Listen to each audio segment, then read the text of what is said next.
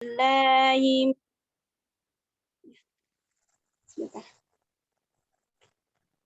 أعوذ بالله من الشيطان الرجيم بسم الله الرحمن الرحيم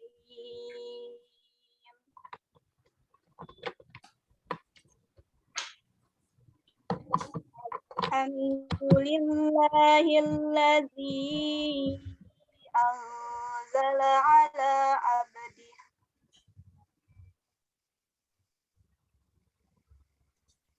الحمد لله الذي أنزل على عبده الكتاب الذي أنزل على عبده الكتاب ولم يجعل له عوجا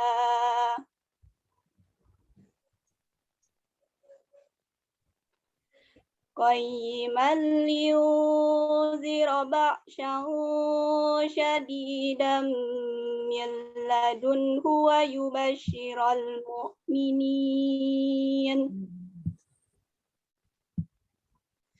الذين يعملون الصالحات أن لهم أجرا حسنا ماكثين فيه أبدا وينذر الذين قالوا اتخذ الله ولدا ما لهم به من علم ولا لآبائهم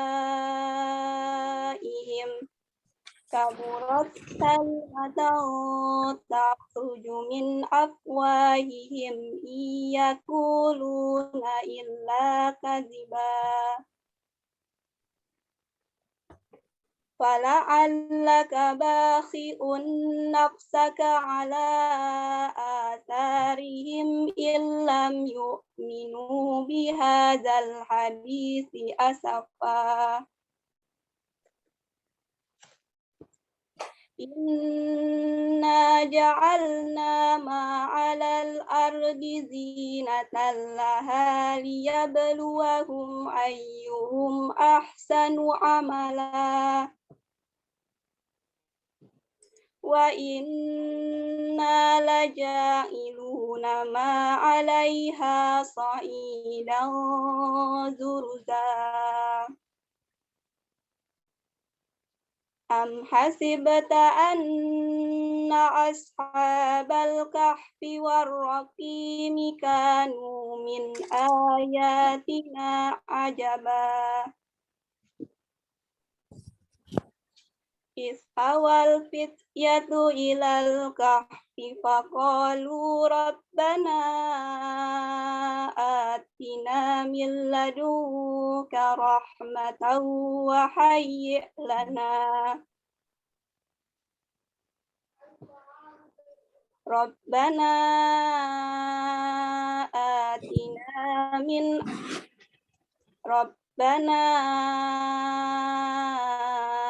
آتنا من لدنك رحمة وهيئ لنا من أمرنا رشدا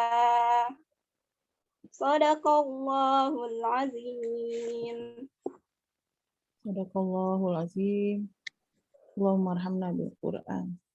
Di izhar tadi ya, Serlina di miladun. Di idgham miladun ada yang di izhar man nun sukun alif di idgham miladun. Ada tadi.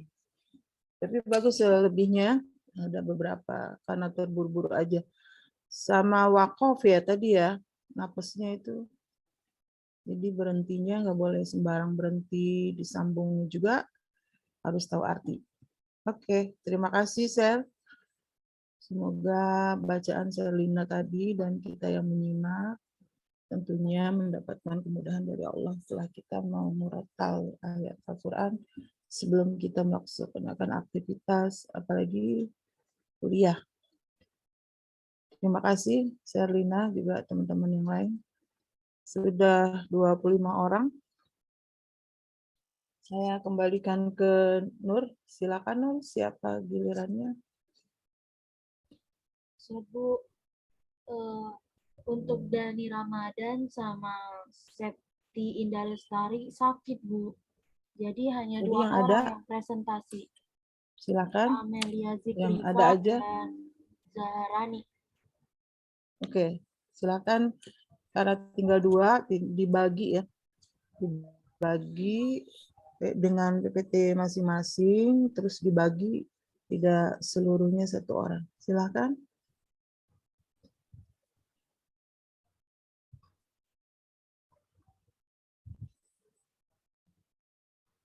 Siapa yang share duluan?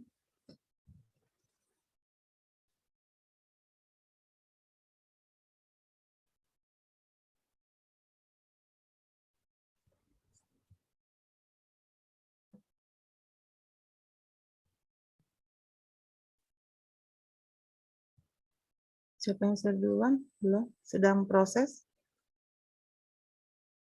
Sepertinya Siti Zaharani, Bu.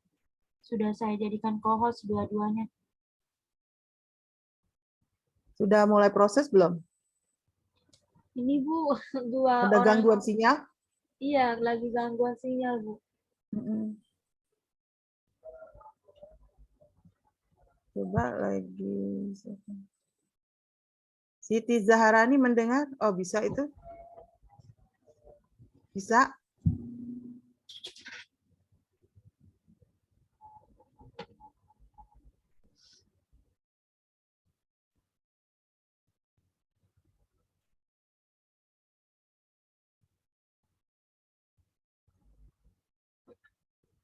Apa Semeru sampai ke Jakarta ya? Debunya sampai ke Jakarta kan?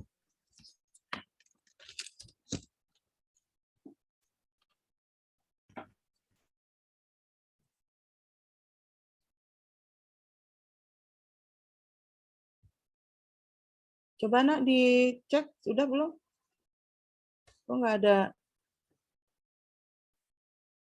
Oke. Kalau gitu pakai punya Nur aja, Nur. Atau saya boleh. Kalau teman-teman nggak bisa share, silakan.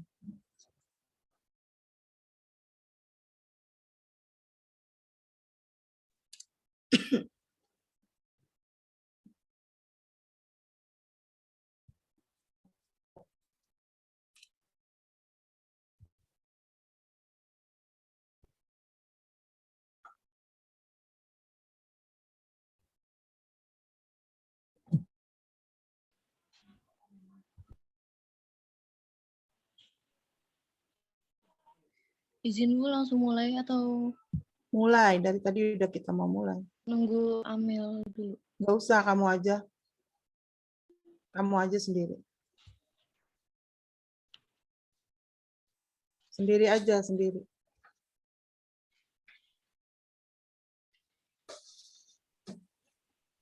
Sudah? Dimulai. Assalamualaikum warahmatullahi wabarakatuh. Assalamualaikum warahmatullahi wabarakatuh. Kami dari kelompok 7 ingin mempresentasikan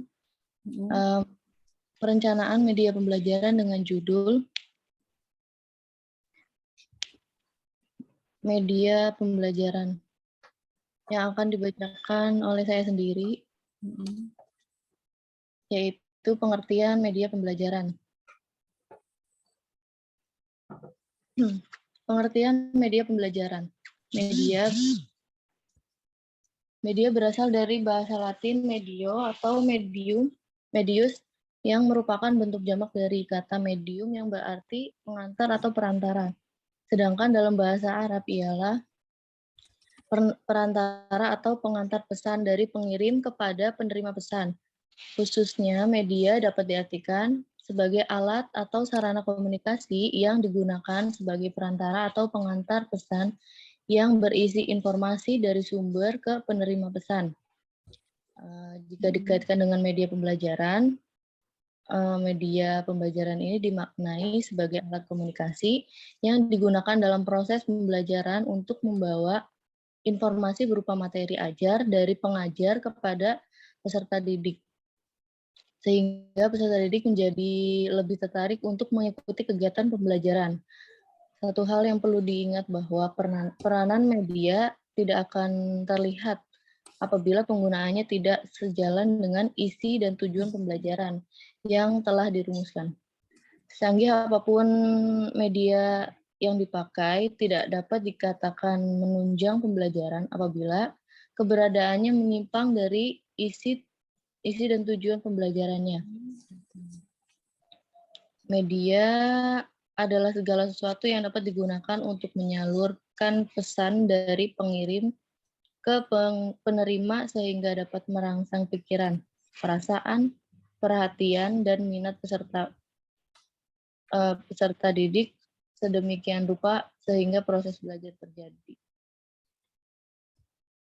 Yang selanjutnya, media pembelajaran sebagai alat bantu.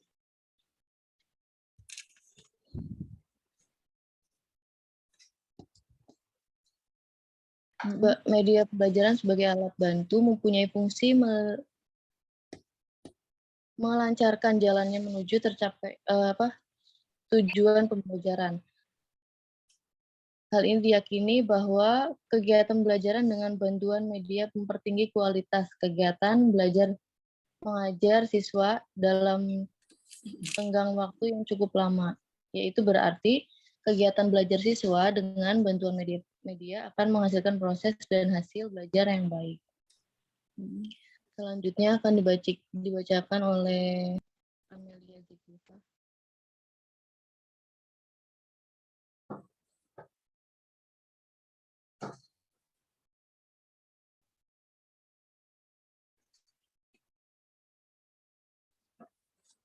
Ya.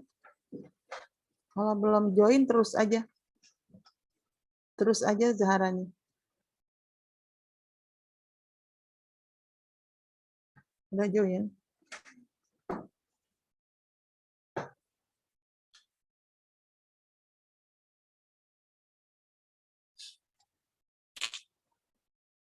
Amel. Baik, Bu. Ya. Dari yang tadi nggak usah diulang. Sampai mana?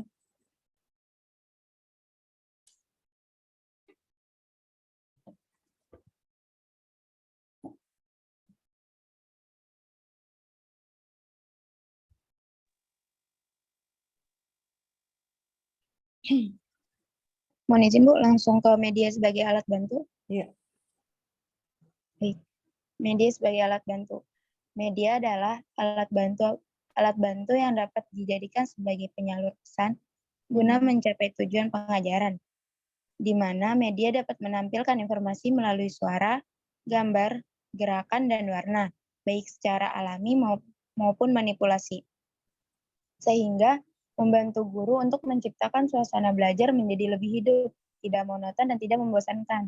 Nah, media pembelajaran ini dapat dikatakan sebagai alat bantu pembelajaran, yaitu segala sesuatu yang dapat dipergunakan untuk merangsang pikiran, perasaan, perhatian, dan kemampuan atau keterampilan peserta didik, sehingga dapat mendorong terjadinya proses belajar. Batasan ini masih cukup luas dan mendalam mencakup pengertian sumber, lingkungan, manusia, dan metode yang digunakan untuk tujuan pembelajaran.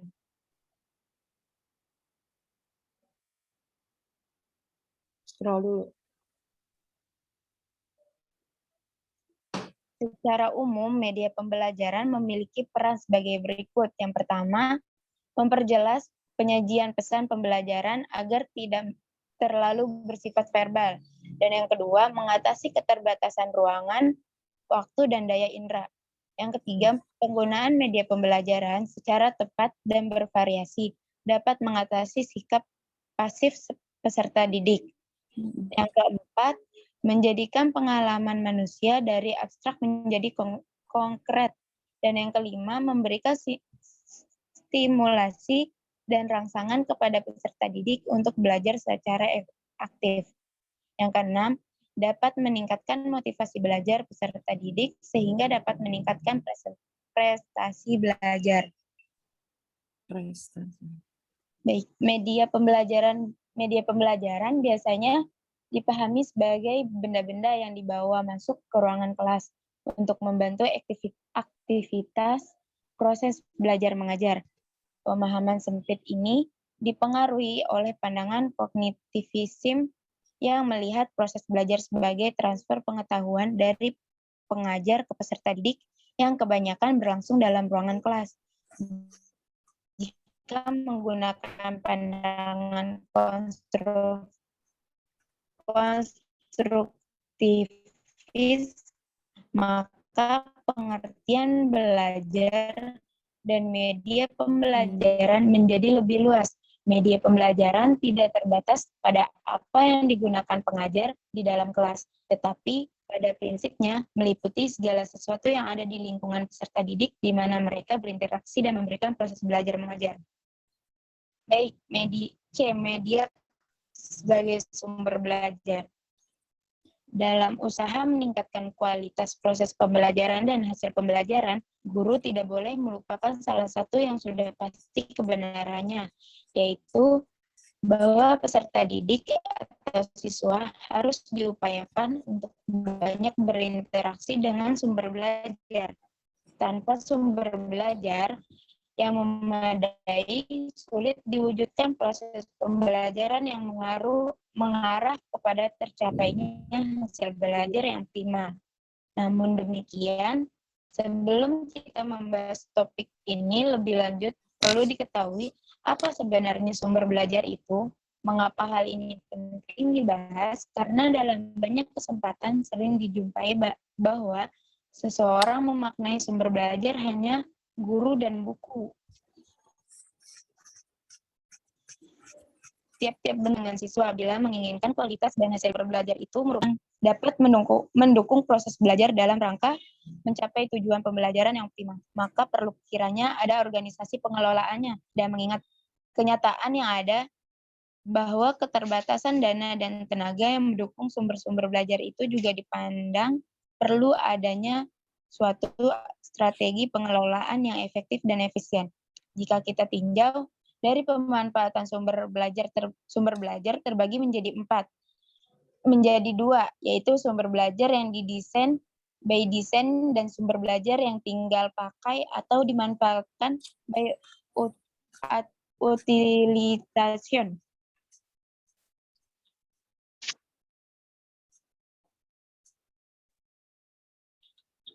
Lanjut yang D, macam-macam media pembelajaran. Macam-macam media pembelajaran yang sederhana dapat Anda coba untuk dipraktekkan. Yang pertama ada media audio. Macam-macam media pembelajaran audio berfungsi untuk menyalurkan pesan audio dari sumber pesan ke penerima pesan. Untuk yang kedua ada media visual. Macam-macam media pembelajaran visual adalah media yang hanya mengandalkan indera penglihatan. Jenis media pembelajaran visual menampilkan materialnya dengan menggunakan alat proyek atau proyektor. Yang ketiga, media visual diam, berupa foto, ilustrasi, flashcard, gambar pilihan, dan potongan gambar, film bingkai, film rangkai, grafik, bagan, diagram, poster, peta, dan lain-lainnya. Yang keempat ada media visual gerak, berupa gambar-gambar proyeksi bergerak seperti film bisu dan sebagainya. Yang kelima, media audiovisual. Macam-macam media pembelajaran audiovisual merupakan media yang mampu menampilkan suara dan gambar. Yang keenam, media serbaneka. Macam-macam media serbaneka merupakan suatu media yang disesuaikan dengan potensi di suatu daerah, di sekitar sekolah atau di lokasi lain, atau di masyarakat yang dapat dimanfaatkan sebagai media pengajaran. Contoh macam-macam media pembelajaran serbaneka diantaranya adalah papan tulis, media 3 dimensi, realita, dan sumber belajar pada masyarakat. Dan terakhir, prinsip-prinsip pemilihan dan penggunaan media.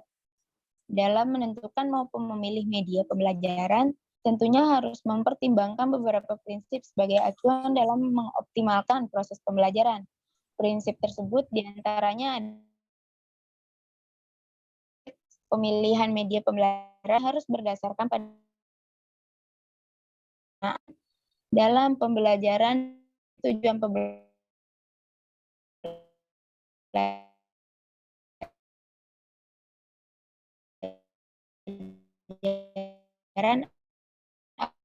atau pembentukan karakteristik mata pelajaran, potensi dan perkembangan siswa, serta dengan waktu yang tersedia. Yang ketiga, efisiensi. Pemilihan dan penggunaan media pembelajaran harus benar-benar memperhatikan bahwa media tersebut murah atau hemat biaya, tetapi dapat menyampaikan inti pesan yang dimaksud. Persiapan dan penggunaan relatif memerlukan waktu yang singkat. Kemudian hanya memerlukan sedikit tenaga dapat digunakan media pembelajaran yang dipilih harus benar-benar dapat digunakan atau diterapkan dalam pembelajaran, sehingga dapat meningkatkan kualitas pembelajaran. Yang keempat, kontekstual. Pemilihan dan penggunaan media pembelajaran harus mengedepankan aspek lingkungan sosial dan budaya dengan mempertimbangkan aspek pengembangan pada pembelajaran life skill. Cukup sekian, terima kasih. Baik, Bu. Amel sama Zahrani. Nanti ada pertanyaan tinggal dibagi ya. Kalau bisa ada pertanyaan jangan kosong. Jangan lama masih mikir jawaban, udah spontan untuk menjawab seluruh apa yang ditanyakan. Toh ada narasumber saya saat Anda nggak bisa menjawab atau kurang sempurna jawabannya. Ini ada kaitannya, anak-anakku sekalian, dengan CTL kemarin. Ya, kalau CTL itu kan pendekatan. Ya, pendekatan saat kita ingin merencanakan bahan ajar menggunakan pendekatan CTL. Jika CTL Anda gunakan, tentunya Anda juga harus memikirkan apa medianya, gitu. Contextual teaching and learning. Pemahaman Anda minggu lalu itu kan semuanya Anda harus bawa anak itu ke dalam dunia yang nyata, ya, sehingga anak langsung berhubungan dengan apa yang sedang dijelaskan. Entah Anda bawa ke suatu tempat, berarti medianya media langsung. Gitu. Silakan Anda tanyakan gimana caranya pada pelajaran PAI ini kita bisa menggunakan pendekatan CTL dan kita juga bisa menggunakan media-media pembelajaran yang bervariasi. Itu penting sekali. Kenapa sekarang ada multimedia? Jadi di makalah tuh kurang, di PPT kurang A ya, multimedia, harusnya multimedia mungkin. Bahkan ada beberapa ruangan multimedia di sekolah. Di sekolah itu kalau sarananya lengkap, semua anak yang menggunakan media audio visual yang ada kemampuan gerak, kemampuan dengar, kemampuan lihat, ya udah nggak usah mikir macam-macam, bawa aja ke ruangan multimedia kan, sehingga anak juga bisa melihat, bisa mendengar, dan bahkan anak bisa melakukan langsung gitu. Itu multimedia sekarang biayanya mahal sekali. Jika sekolah di mana Anda nanti mengajar, mau praktek atau mengajar yang sebenarnya, itu harus dimanfaatkan multimedia itu. Tentunya dari sekarang Anda belajar bagaimana menggunakan multimedia. Itu ada UPT-nya, UPT itu unit pelaksana teknis. Unit pelaksana teknis. Jadi bukan kita sendiri yang mengoperasikan alat ya yang ada di multimedia itu, tetap UPT-nya orang yang memang dipercaya oleh pimpinan sekolah untuk mengoperasikan multimedia itu. Berarti kita membuatkan sarananya nih. Apa sarana yang ada? Sarana yang ada adalah bahan ajarnya, gitu ya, metode yang mau dipakai apa. Tentunya udah dipersiapkan apa Anda mau pakai yang digital. Makanya tadi disinggung ada yang by design gitu, ada yang memang download sendiri di banyak orang sedang menyajikan di media-media sosial lainnya. Saya kira itu pengantar dari saya agar supaya Anda punya pertanyaan. Jika Anda semua belum paham, silakan. Siapa yang moderatorin? Amel, silakan dimoderatorin ya. Baik, untuk teman-teman yang ingin bertanya dipersilakan. Mungkin Ana ingin bertanya, silakan.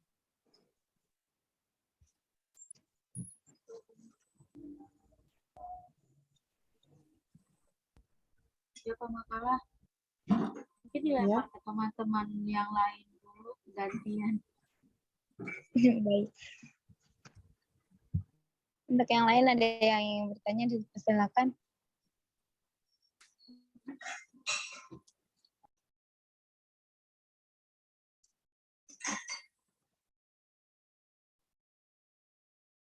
Ada yang tanya?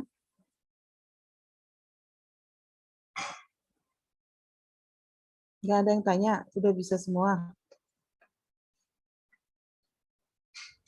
Ya, mohon izin Bu, mungkin saya izin bertanya Bu.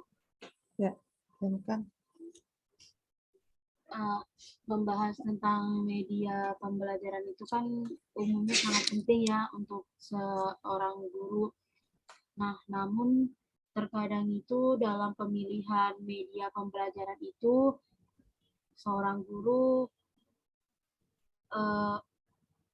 bukannya membantu peserta didik untuk lebih memahami materinya, namun lebih bingung peserta didiknya itu dalam memahami. Nah, mungkin dari pemakalah bisa menjelaskan bagaimana sih langkah-langkah yang baik untuk menetapkan media pembelajaran. Langkah-langkah dalam penggunaan media pelajaran yang baik. Itu pertanyaannya ya? Ya, Bu. Agar sesuai dengan peserta didik dan Ya. lembaganya sih, Bu. Karena kan terkadang guru itu ingin seperti ini, tetapi prasarana yang di lembaga tersebut kan tidak ada gitu. Ya. Langsung dijawab dulu atau dikumpulin?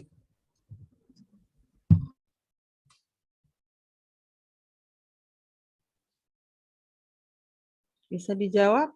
Apa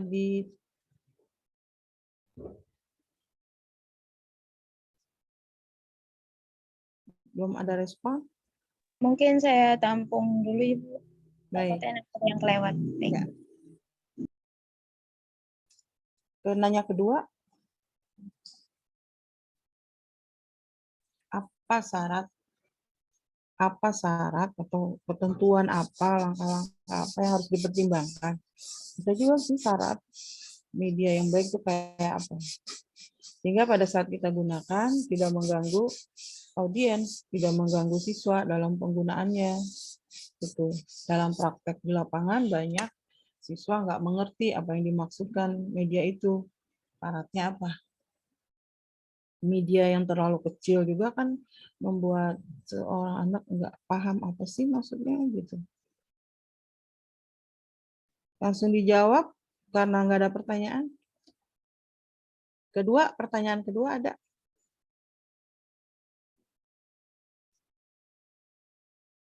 Saya tunjuk ya untuk bertanya karena kalau dibuat ini pada nggak ada yang paham nih. Ada yang tanya, saya tunjuk nih. Abdillah Agung Ginanjar, silakan satu pertanyaan buat pemakalah. Abdillah Agung ada? Saya tinggikan suara saya nih. Abdillah Agung Ginanjar. Satu pertanyaan buat pemakalah. Tidak respon, berarti nggak ada orangnya. Halo? Ya. Pindah ke Dinda Ramadanti. Satu pertanyaan buat pemakalah. Halo, Dinda. Sebentar, Bu. Iya, Bu, sebentar. Oke, masih nyari pertanyaannya. Rika Fadli. Ada Rika? Rika? Baik, Bu.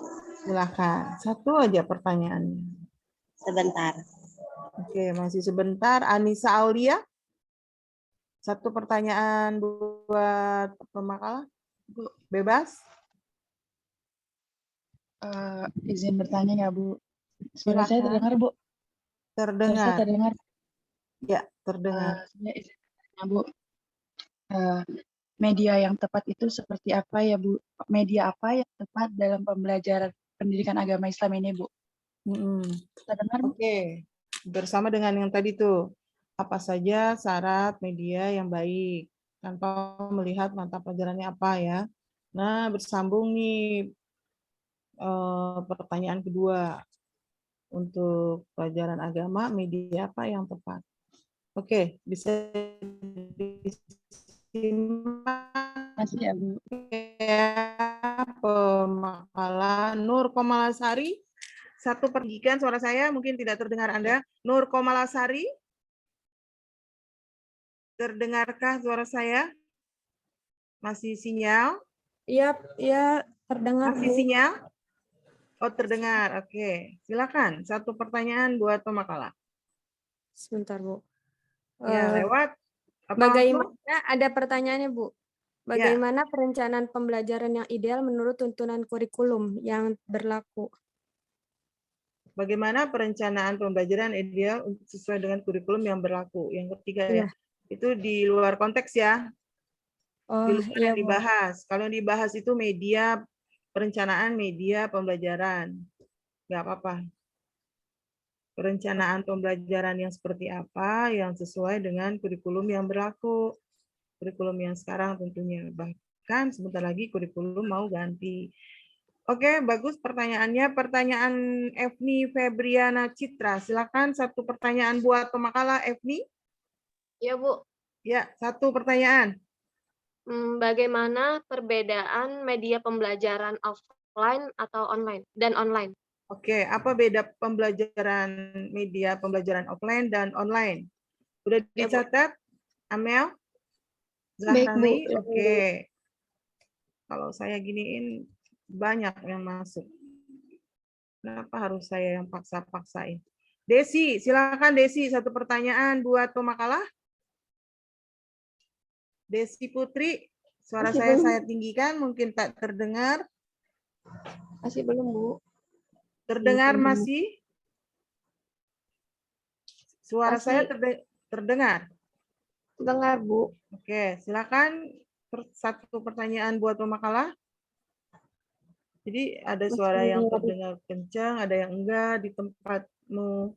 Kalau saya tinggikan suara saya supaya kamu dengar. Bilang kalau udah dengar, bilang kalau enggak dengar supaya nanti saya tambah lagi volumenya. Desi, sudah? Belum Bu.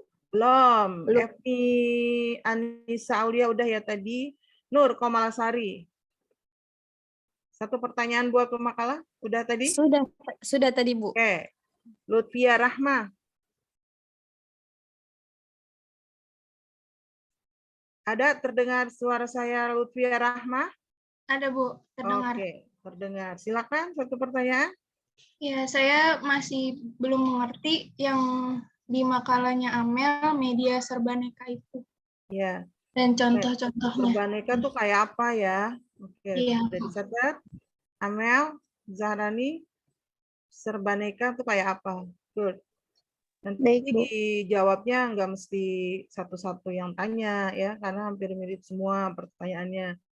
Wahyu Adi Putra, satu pertanyaan buat pemakalah, silakan. Terdengar suara saya, Wahyu? Terdengar, Bu. Oke, silakan satu pertanyaan buat pemakalah. Saya nanya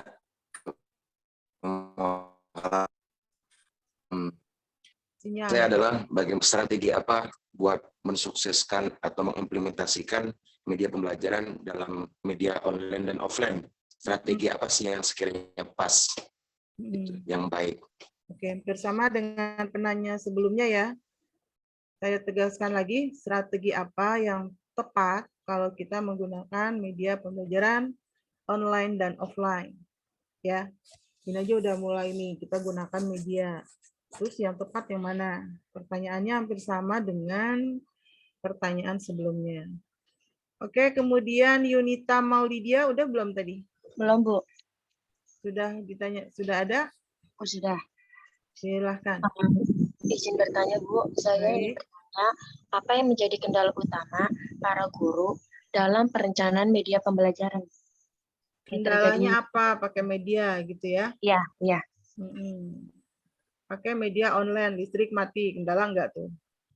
Pakai media online, internet, jaringan enggak ada, aduh kendala lagi ya. Nanti dijelaskan pemakalah. Yang berikut Milati. Milati ada? Terdengar suara saya? Halo, Milati? Milati, sekali lagi saya tinggikan suaranya. Oh, tidak ada sinyal nampaknya. Oke, Salma. Salma. Terdengar suara saya, Salma? Dengar, Bu. Oke, silakan satu pertanyaan. Sebentar, Bu. Kisti, silakan Kisti satu pertanyaan. Ya, Bu. Ya, satu pertanyaan. Media pembelajaran apa yang cocok untuk di daerah pelosok dengan keterbatasan? Iya, media pembelajaran apa yang cocok untuk daerah pedalaman? Sudah dicatat, Amel? Sudah, Bu. Baik, Rumaisa, satu pertanyaan untuk pemakalah. Rumaisa? Rumaisa, suara saya terdengar? Tidak respon, tidak terdengar, mungkin sinyal ya. Kita maklum aja. Sidik Nanda, terdengar suara saya kah? Sidik Nanda? Sidik Nanda, sekali lagi. Sidik Nanda?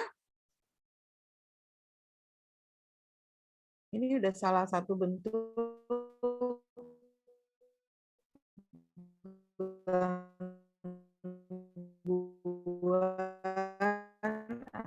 atau trouble media. Miftahul Jannah?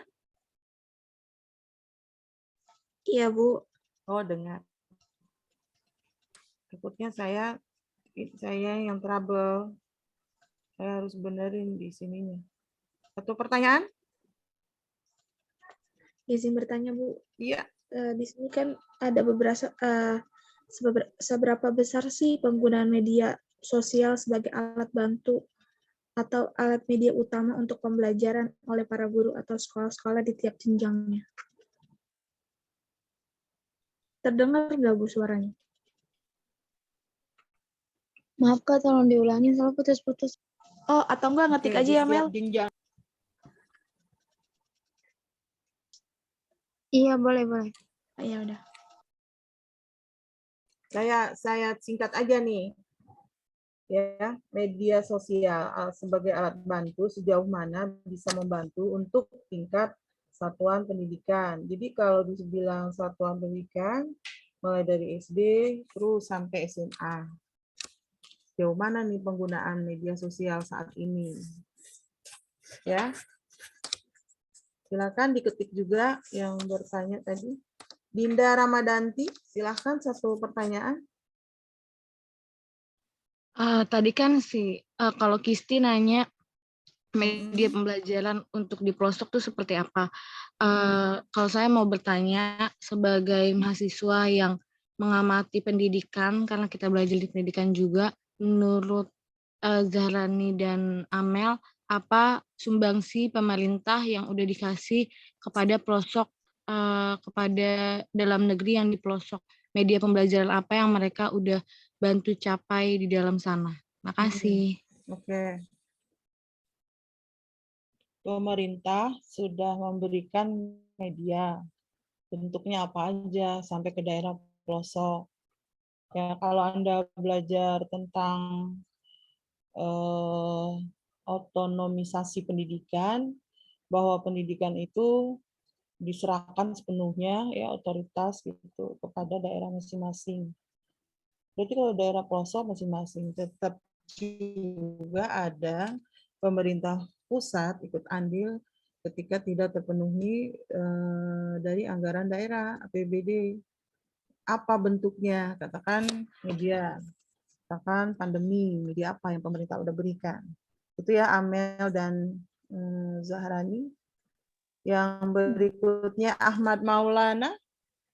Hadir Bu, Ibu. izin Silahkan. Suara saya masih terdengar ya. Kalau kurang jelas kamu bilang. Suara Ibu nggak jelas gitu. Silakan. Saya masih belum mengerti yang media visual gerak. Nah, media visual gerak itu seperti apa dan contohnya apa aja? Makasih. Media visual gerak kayak apa? Karena tadi banyak ya macam-macamnya ya Maulana ya. Ada Iya, yang Bu. gerak, Ada media ada yang visual, gerak. ada yang audio saja, ada yang audio visual. Ini visual gerak tuh kayak apa? Diperlihatkan, lalu digerakkan kayak apa? Gitu. Satu lagi, Miftahul Jannah udah ya?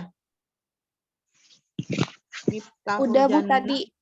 Udah. Sudah? Yang belum siapa? Rika Fadli sudah? Belum, Serlina. Bu. Rika Fadli Rika dulu belum. baru Serlina. Rika dulu.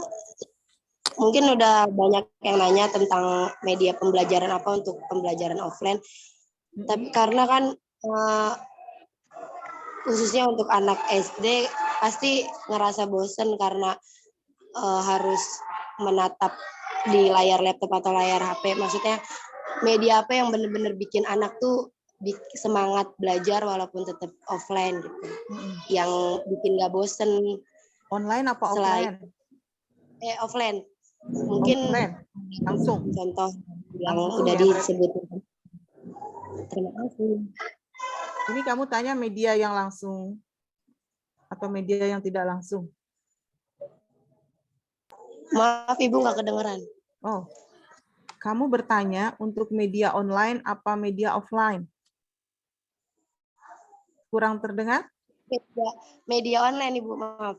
Iya, tadi kamu menyebutnya offline. Saya luruskan ya. Media apa yang bisa membuat anak tidak jenuh ketika sedang belajar online? Ya, oke, gitu ya maksudnya ya. Baik, Serlina, terakhir Serlina. Siap, baik Bu. Mirip-mirip pertanyaannya. Yang ingin saya tanyakan tadi kan udah dijelasin tuh ada beberapa macam media pembelajaran. Nah itu mungkin lebih ke teknik pemakaian itu seperti apa gitu contohnya. Dan juga misalnya kita menggunakan media pembelajaran visual nih sudah kita persiapkan. Nah ketika di tengah pembelajaran itu ada kendala atau bagaimana, itu bagaimana yang harus guru atasi gitu. Apakah melanjutkan atau bagaimana? Mungkin itu aja. Terima kasih. Ya, hampir mirip dengan yang tadi. Kita udah persiapkan segalanya, misalnya ingin menggunakan media visual. Ternyata di lapangan, pas di kelas, tidak seperti yang kita sudah persiapkan. Apakah berhenti ngajar atau terus? Kalau berhenti ngajar, nanti lost learning kan? Anaknya senang banget tuh kalau berhenti ngajar. Apa kiat kita saat media yang kita udah persiapkan tidak cocok dengan hari haknya. Itu bisa aja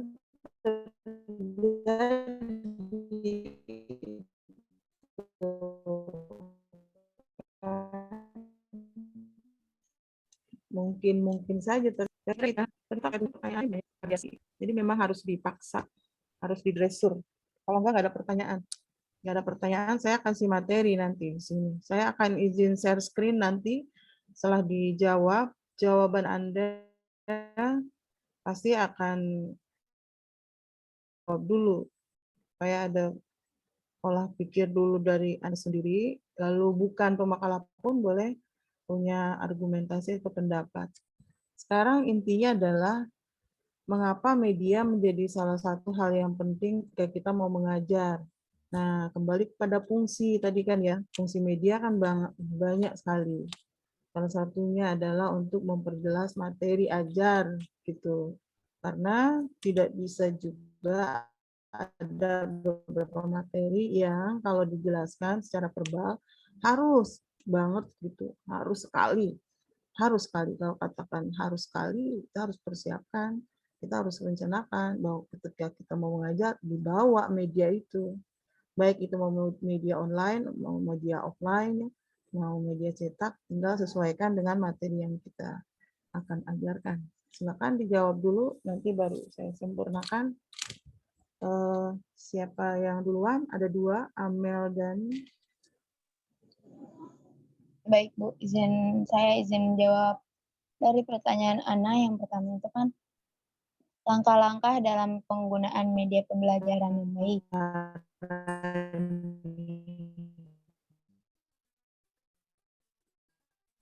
Silakan. Enggak usah satu. Baik Bu, gimana Bu tadi suara Ibu putus? Oh, putus, masa? Silakan dijawab.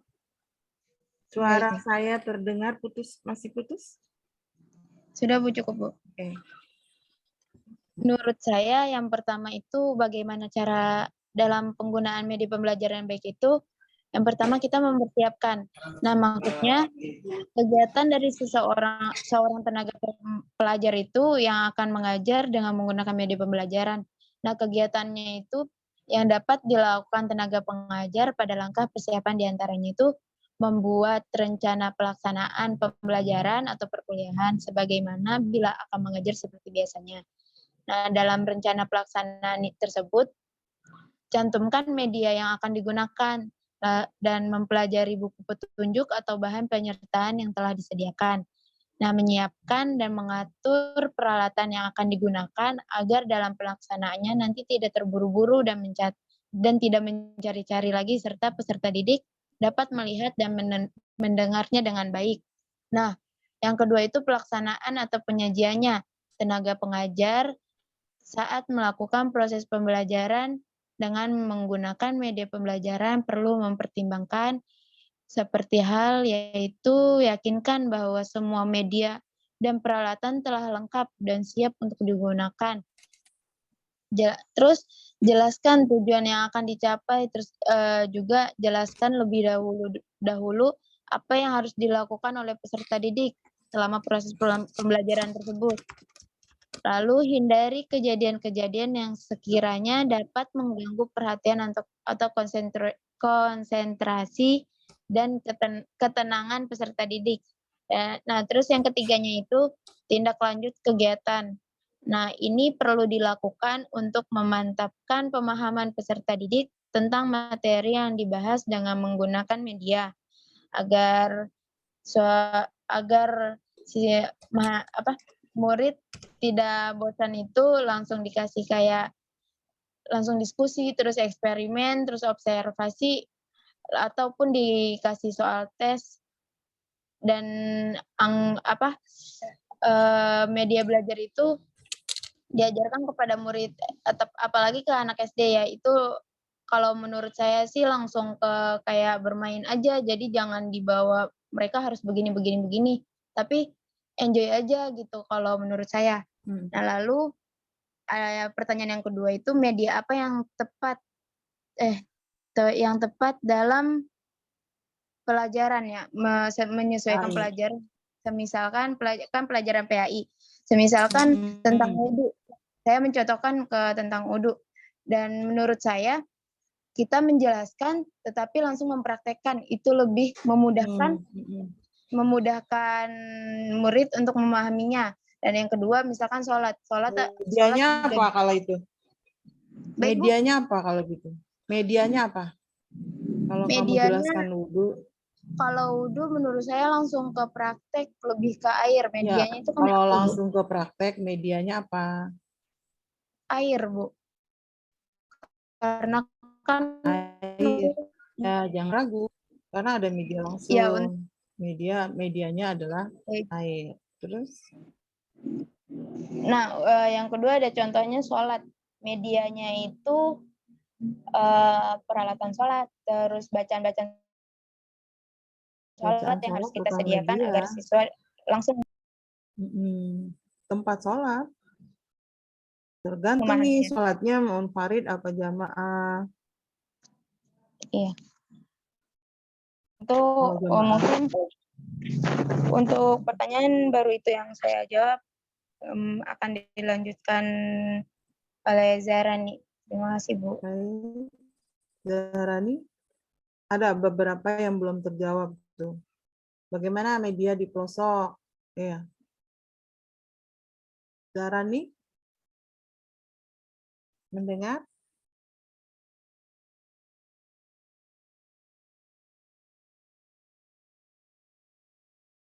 Kalau Zahrani kelihatannya sinyal dari tadi dia. Zahrani? Sinyal ya? Kalau kamu suara saya terdengar. Baik, Bu, terdengar. Zahrani. Berarti Zahraninya yang nggak terdengar nih. Ya. Izin Bu, saya baru masuk. Tadi Oh iya, sinyalnya. sinyal. Baik. Mau jawab? Saya mau menjawab pertanyaan dari Saudari Kisti tentang media yang cocok untuk daerah pelosok. Gitu tadi kan. Mungkin bisa menggunakan media cetak. Karena mungkin sinyal di sana susah, jadi bisa memakai buku atau majalah atau poster mungkin atau alat bantu yang lainnya yang tergambar gitu. Kalau sinyalnya ada, Kalau sekarang sinyalnya kalau bisa. sinyalnya ada di daerah pelosok, bisa menggunakan televisi mungkin atau media digital lainnya ya. Iya. Oke. Audio visual mungkin bisa. Ada lagi yang mau Anda jawab? Mungkin baru itu, Bu. Baru itu. Saya mohon share screen. Sebelum saya share screen, apakah ada yang mau menjawab di luar pemakalah? Silakan. Ada yang mau berpendapat di luar pemakalah?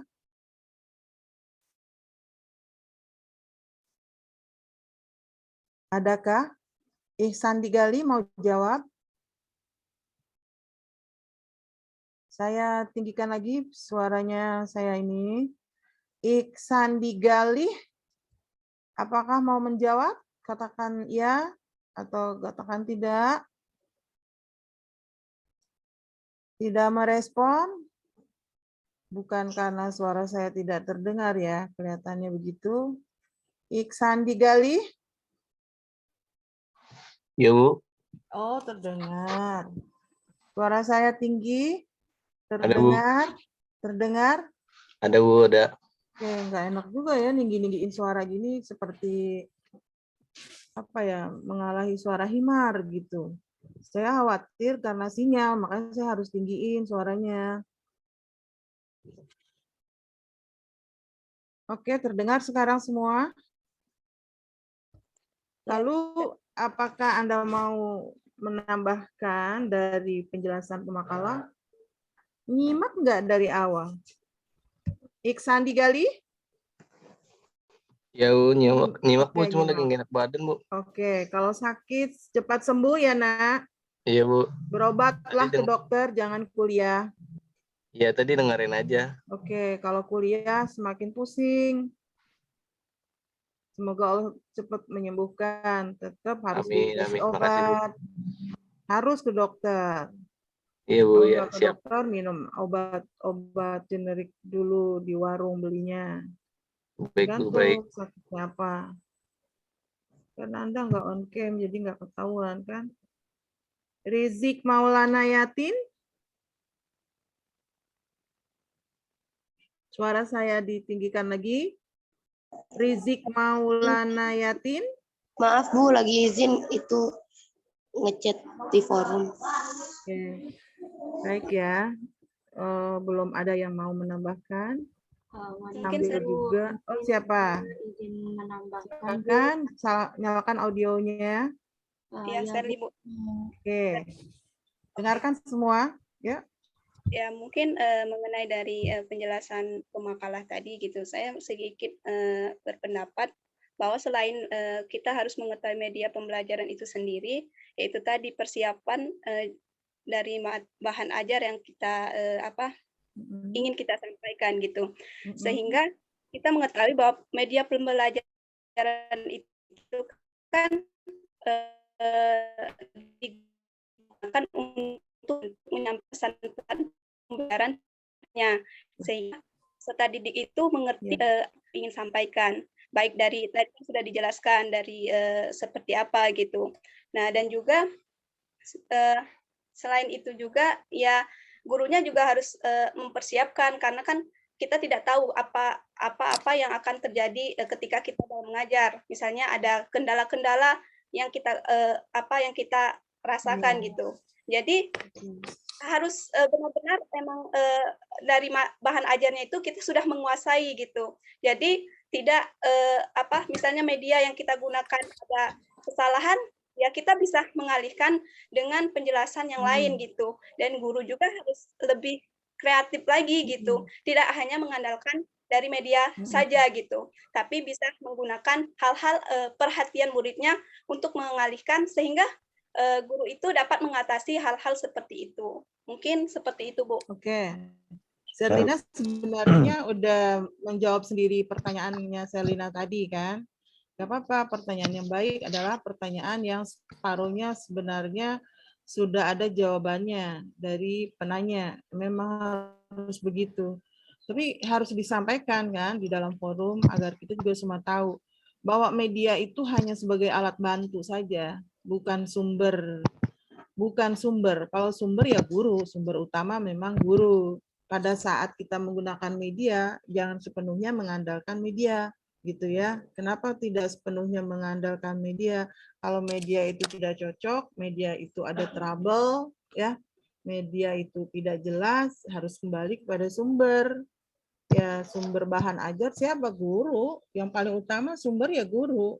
Sumber informasi guru, yang menguasai materi guru. Nah, yang disebut tadi ada media pembelajaran jika pada saat kita mau mengajar, bahan ajar ini sebenarnya bisa mengakomodir gitu loh. Orang-orang yang kemampuan belajarnya dengar, oh berarti harus pakai audio gitu. Orang-orang yang kemampuan belajar visual, lihat, oh berarti harus pakai LCD atau pakai video. Nah, orang-orang yang memang kemampuan belajarnya gerak. Ada orang dengar nggak ngerti, lihat nggak ngerti, begitu kan? Tapi begitu digerakin, gerak itu bisa dicontohkan langsung oleh gurunya, dan kita bisa menyuruh kemudian mendemonstrasikan ke anak dengan memperlihatkan ke anak lain. Sudah, nah, berarti itu semua adanya di guru. Pusat informasi adanya di guru, tapi guru bukan satu-satunya sumber informasi. Ya, bisa banyak sumber informasi itu. Yang kemarin kita udah bahas bahwa media-media lain, media-media multi fungsi, multimedia, serbaneka. Serbaneka itu tadi ada yang bertanya tuh. Serbaneka itu macam-macam. Ya, jadi dia blend gitu, blended, dicampur. Ya, dalam satu waktu kita menggunakan bisa praktek, bisa video, bisa visual, dan sekarang aplikasi-aplikasi itu udah banyak ya. Saya mohon share penjelasan saya ini akan lebih terlihat di visual ini. Matikan yang tadi, share screen yang tadi tolong dimatikan dulu. Sudah di stop share yang tadi? Sudah di stop share? Oke. Mungkin ya teman-teman sekalian sudah ada yang mengambil di e-learning saya. Anda download saja, ada beberapa penjelasan di situ. Udah terlihat di layar kah? Sudah, Bu. Sudah, Bu. Sudah terlihat di layar? Oke. Jika Anda melihat di layar bahwa apa sih yang harus dipertimbangkan, gitu tadi pertanyaannya.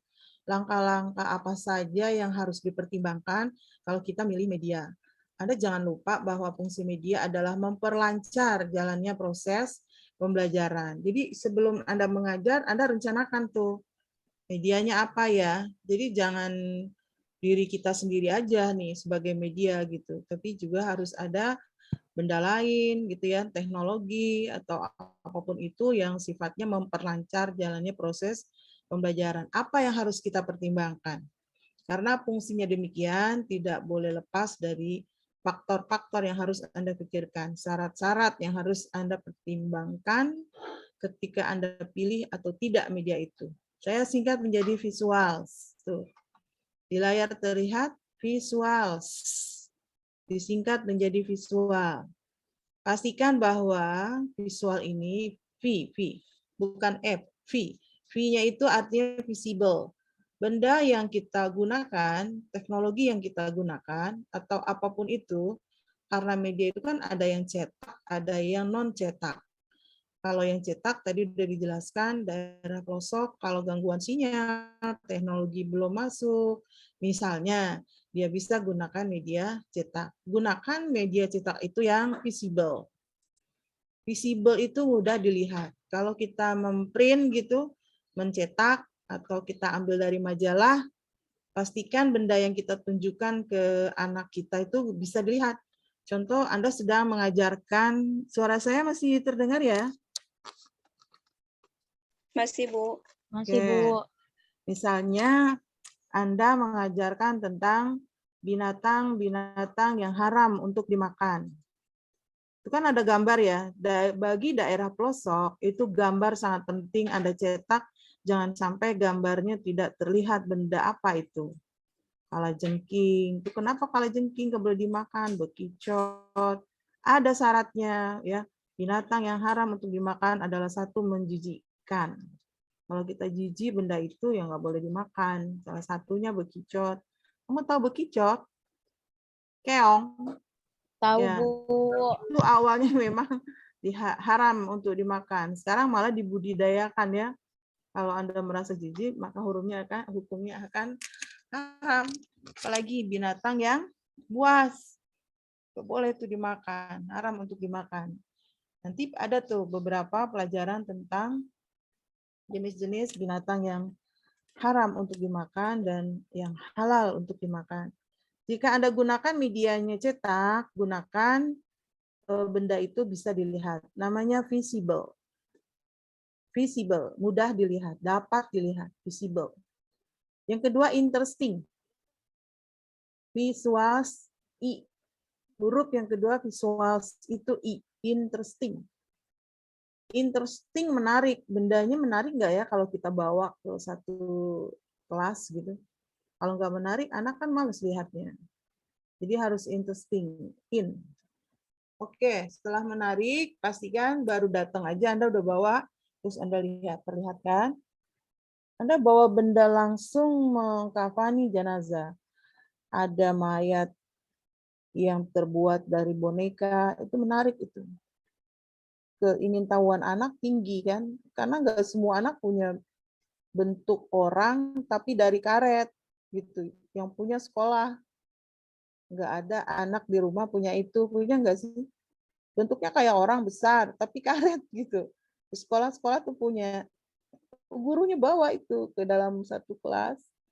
Oke, berarti pada saat anak mulai berdiri, Ibu apa tuh? Apa tuh, Bu? Oke, berarti saat itulah benda udah mulai interesting, udah mulai menarik anak-anak untuk tahu. Oh iya, hari ini kita sedang mempelajari tentang bagaimana mengkafani jenazah. Nah, kalau udah menarik, tinggal gurunya yang menggunakan media itu dengan benar. Itu udah dijawab oleh Serina tuh.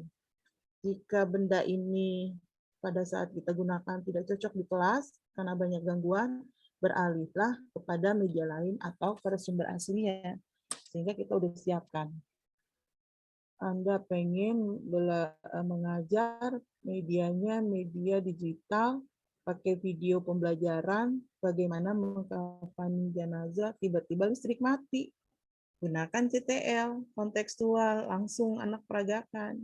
Padahal Anda kepingin hari ini memutarkan video tentang mengkafani jenazah.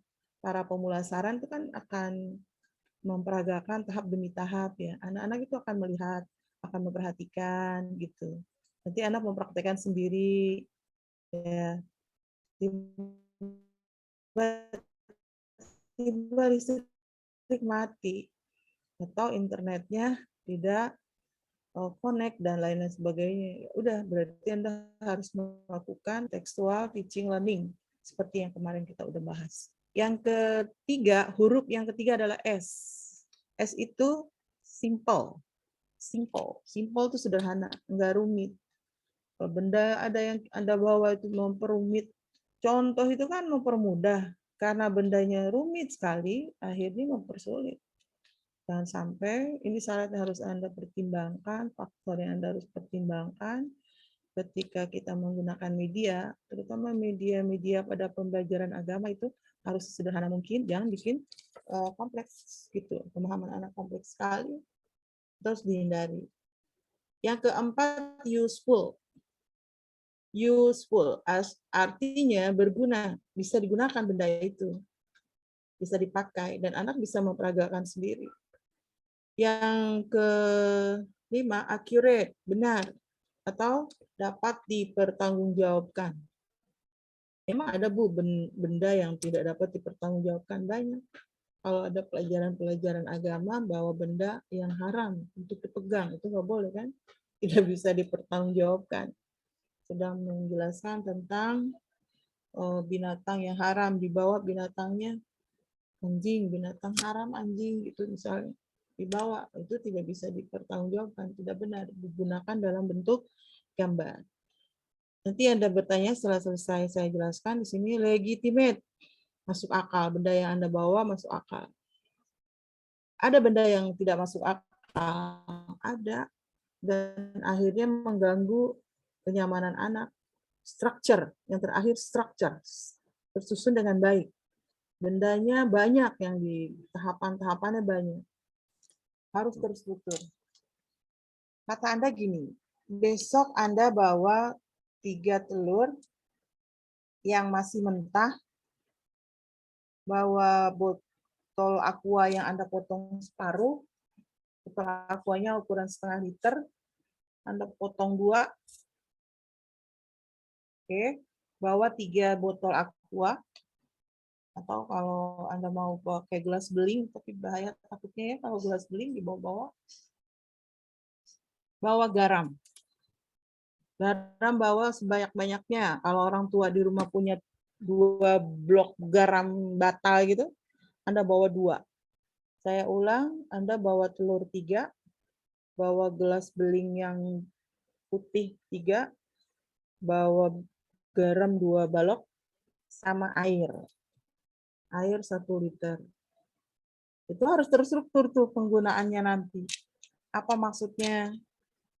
Letakkan telur pertama di gelas yang pertama dengan tanpa garam. Letakkan yang kedua, telur yang kedua masukkan lagi ke gelas yang kedua, diberi air, dikasih garam sedikit. Telur yang ketiga dimasukkan kembali ke gelas yang ketiga, diberi air, diberi garam sebanyak-banyaknya. Lalu pertanyaannya, apa yang terjadi? Nah, Anda sedang memperhatikan di situ.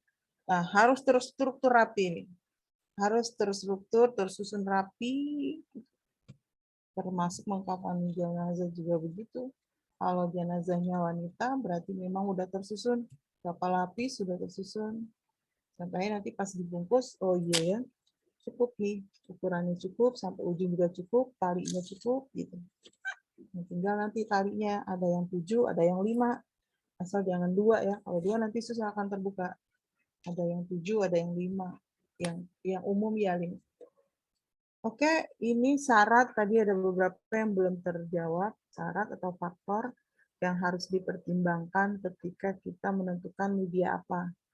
Udah dilihat, menarik, sederhana, bermanfaat, dapat dipertanggungjawabkan, masuk akal, terstruktur. Kita singkat menjadi visual.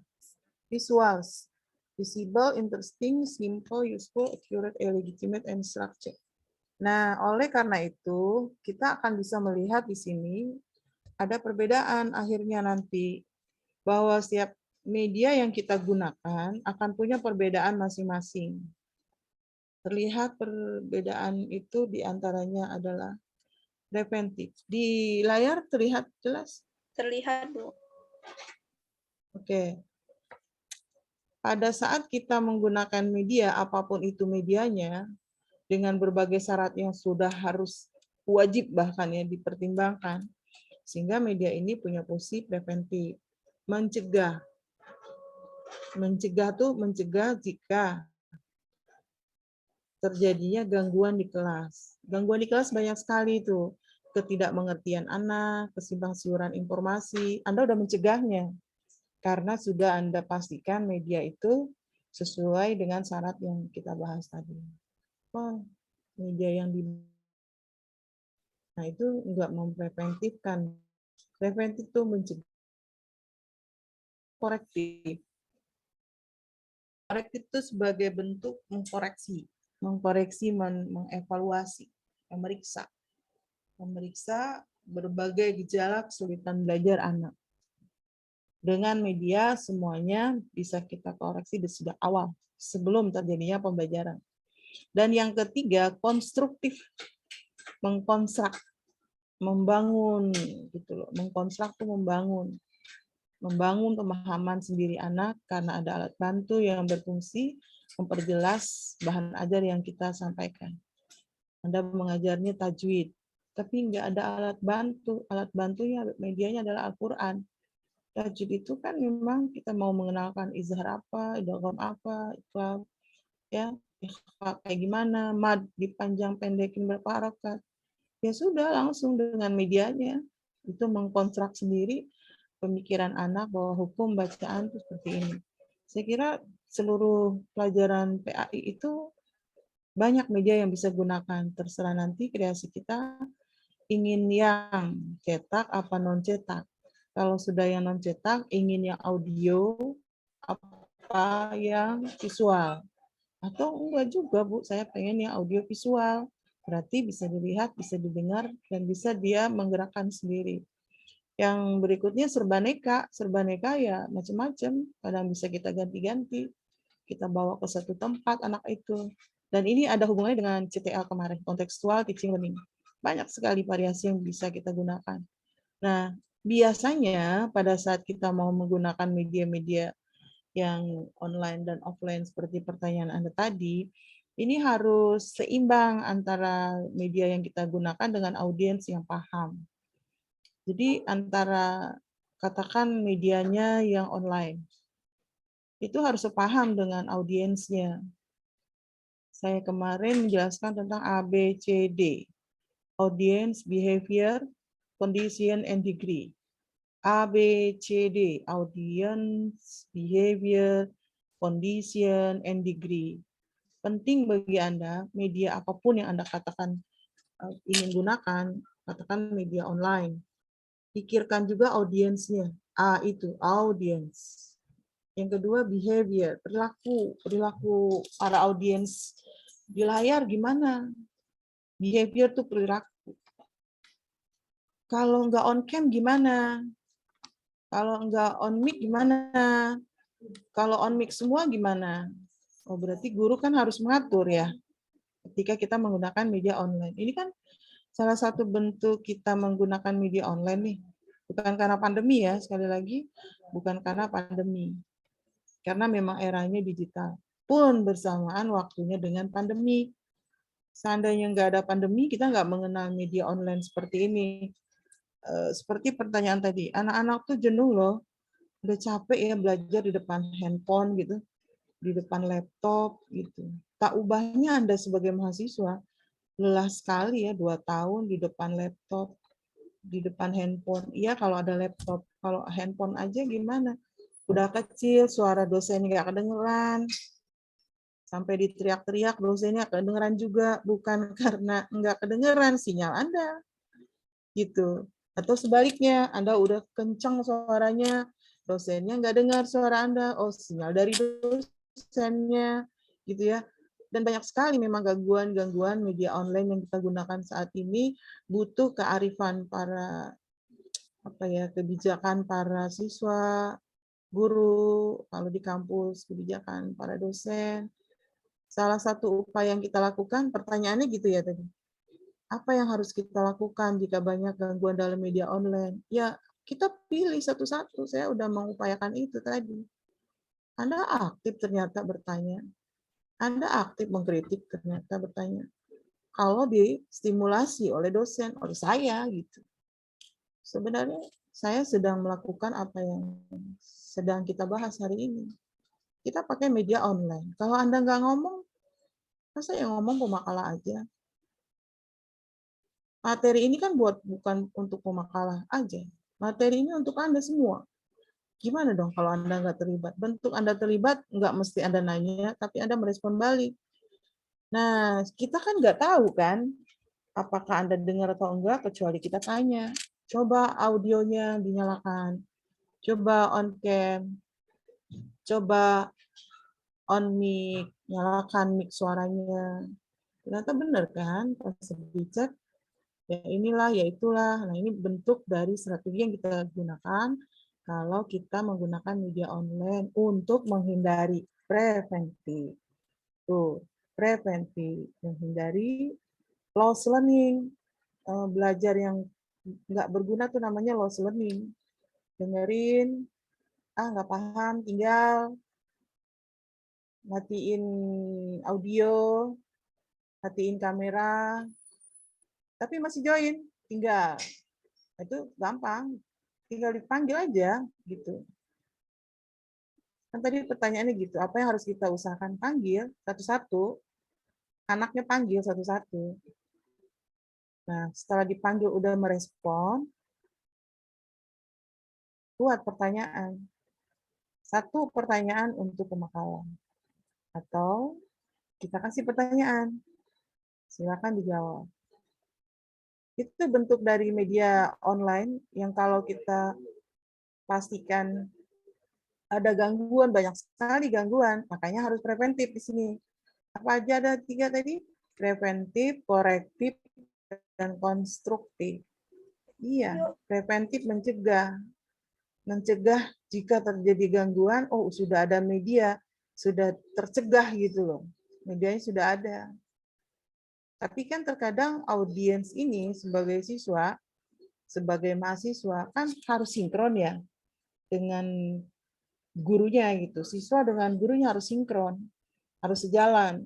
Tidak boleh gurunya saja yang semangat untuk memberikan materi. Siswanya juga harus punya andil, punya keterlibatan. Oh deh, pasti deh Bu, punya dong Bu. Kalau itu sih keterlibatan, oke, korektif. Periksa bentuknya apa? Apa yang bisa menunjukkan ada keterlibatan siswa ketika pembelajaran online? Kan nggak ada yang tahu kalau Anda kameranya dimatiin, nggak ada yang tahu kok Anda ngapain, Anda nyimak atau enggak. Bisa jadi gurunya bilang Anda nggak menyimak, padahal dia menyimak. Silakan kameranya di-on-kan untuk mensinkronkan tadi audience behavior, condition and degree, ABCD. Ini kita memberi contoh karena kita juga merasakan dalam situasi seperti itu. Kondisinya ya memang tidak memungkinkan untuk kita menyimpulkan lebih cepat atau lebih awal. Anda nggak menyimak. Kalau Yunita Maulidia menyimak, tuh dia on cam, dia dengerin, menyimak atau enggak kelihatan dari kamera. Anissa Aulia menyimak, enggak sedetik pun dia bergeser mukanya, bisa menyimak. Dari kamera yang ter-on-kan tuh akan tersimpulkan lebih awal. Lalu bagaimana yang kameranya enggak on? Susah untuk menyimpulkan. Iya kan? Makanya harus korektif. Koreksi, periksa satu-satu. Anaknya ada 30. Jadi Anda nanti kalau mengajar tingkat SMA 30 sampai 40. Maksimal tuh 40. Paling umum 38 ya 35. Biasanya berkurang. Kalau penerimaan di awal tahun 40 berkurang 1 2. Entah ada yang pindah, entah ada yang sakit, apa gitu. Biasanya 38. Di 38 anak itulah Anda harus berbagi tuh, harus share. Ya kan? Cara memandang, cara melihat kondisi ABC, condition. Audience behavior, condition and degree. Degree ini tingkatan. Setelah Anda melakukan itu semua lewat preventif, korektif, dan konstruktif, Anda bisa mempetakan tingkatannya mana nih degree. Kalau dalam secara ilmu teoritisnya, degree itu kan ada 3. Ya kan? Ada high, ada middle, ada low. Yang high order thinking skill, middle order thinking skill, low order thinking skill. High order thinking skill, apa cirinya? Dia on cam, dia on mic gitu. Ya, dia rajin paling dulu, lalu kemudian nggak ada masalah. Jika pertanyaan dia paling dulu, jika jawab dia yang saya coba ya Bu, walaupun salah nggak apa-apa. Ini high order thinking skill. Tapi yang paling banyak yang mana? Tinggal lihat, makanya perlu korektif di sini. Ya, kita udah mencegah dengan media yang kita gunakan, kita korektif. Lalu mengkonstruk. Jangan memaksakan jawaban atau soal atau apapun itu sesuai dengan kita. Pastikan bahwa ide-ide mereka pasti kan mengkonstruk sendiri, mereinterpretasi sendiri, menafsirkan sendiri. Nggak mesti sama kan pemikiran-pemikiran yang ada antara guru dengan siswanya. Bebas dia berpikir. Jika ini Anda sudah lakukan, pasti Anda akan menemukan degree, tingkatan. High order, middle order, satu lagi low order. Nah, yang paling repot, paling complicated, paling membutuhkan banyak kesabaran adalah yang ketiga, yaitu yang low. Low order thinking skill. Keterampilan berpikirnya tingkat rendah. Responnya lama, bukan hanya karena sinyal gitu ya. Katakan nanti ada pelajaran luring, Anda prakteknya luring, bukan daring. Anda nanti punya pemetaan 3 tadi, yang cepat, yang rata-rata, yang rendah. Yang rendah nih, yang low, cirinya adalah lama responnya. Lama responnya. Itu tuh harus dituntun. Dipaksa, kalau bahasa pendidikan tuh didresur. Dipaksa. Jangan yang bisa aja. Yang bisa udah pasti kan. Ya, yang nggak bisa ayo. Coba buat soal 1. Pasti bisa. Ternyata kan bisa semua. Bukan hanya karena nggak ada waktu, nggak mau mikir. Karena nggak disimulasi. Ya. Begitu distimulasi, harus bisa. Inilah namanya mengkonstruk atau konstruktif. Sebelum saya ke sini ada pertanyaan? Ada yang tanya? Ibu, Sally ingin bertanya. Mohon izin, Bu. Silakan. Ya, Ya. Charlie dulu. Silakan anak Boleh. aja dulu. Enggak, Charlie dulu aja. Woi, sweet online gimana? Sweet online. Ana aja nggak apa-apa. Kalau sweet Charlie dulu udah. Shirley dulu katanya. Enggak, sebenarnya Sally itu apa ya, sedikit keluar dari konteks pembelajaran ini, Bu, tapi masih berkaitan gitu. Kan dari penjelasan Ibu juga gitu kan, bahwa tugas guru itu kan untuk memahami peserta didik itu sendiri gitu. Baik juga harus menguasai model-modelnya, pendekatannya seperti apa gitu, dan juga media gitu kan untuk membantu tercapainya suatu tujuan pembelajaran itu sendiri gitu. Tapi menurut pendapat Sally sendiri yang saya lihat gitu, anak murid itu dipaksa untuk memahami yang apa ya, maksudnya kan kita mengetahui bahwa setiap peserta didik itu kan memiliki bakat berbeda-beda gitu, Bu. Mungkin dari awal gitu konsep pendidikan yang mungkin Sally rasa gitu, apa ya, memaksa anak itu untuk seperti mendapatkan nilai yang bagus gitu, tanpa melihat proses dari yang anak itu lalui gitu, sehingga itu tuh membuat apa ya, mindset anak itu untuk mendapatkan nilainya saja gitu, bukan prosesnya gitu. Dan juga apa ya, jadi kalau menurut Ibu seperti itu tuh bagaimana gitu melihat hal-hal seperti itu, sehingga juga apa ya, kayak semua anak itu peserta didiknya harus mengetahui semua hal gitu. Tapi kan ketika dia sudah dapat memutuskan, dia kan sudah tahu nih bakat minatnya di mana gitu. Tapi dari jenjang ke jenjang itu, apakah emang harus seperti itu, anak harus memahami semuanya gitu. Yang bahwasanya kita mengetahui dari hafalan atau apa-apa, ya mungkin dia bisa hilang gitu. Dan tidak ada apa ya, kayak bukan nggak ada manfaatnya, tapi tidak digunakan dalam apa ya, di akhirnya proses dalam dia mungkin bekerja gitu. Nah, jadi apa ya? Menurut saya bukan prosesnya yang dinilai, tapi emang mengharuskan anak itu untuk memahami gitu. Mungkin Bukan hasil kali, bukan hasilnya yang harus dinilai, namun prosesnya gitu.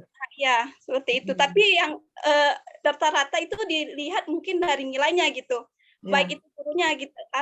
Mungkin ada yang guru memahami hal tersebut, tapi juga stimulus dari orang tuanya gitu harus mengharuskan seperti mendapatkan nilai yang bagus atau bagaimana gitu, seperti itu. Iya, baik. Pertanyaannya bagus nih.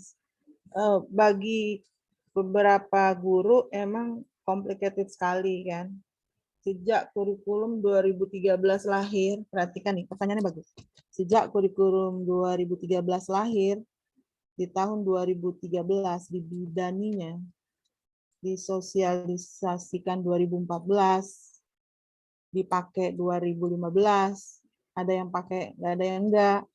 2016 sama, ada yang pakai, ada yang enggak. 2017 diwajibkan. Lahirnya 2013.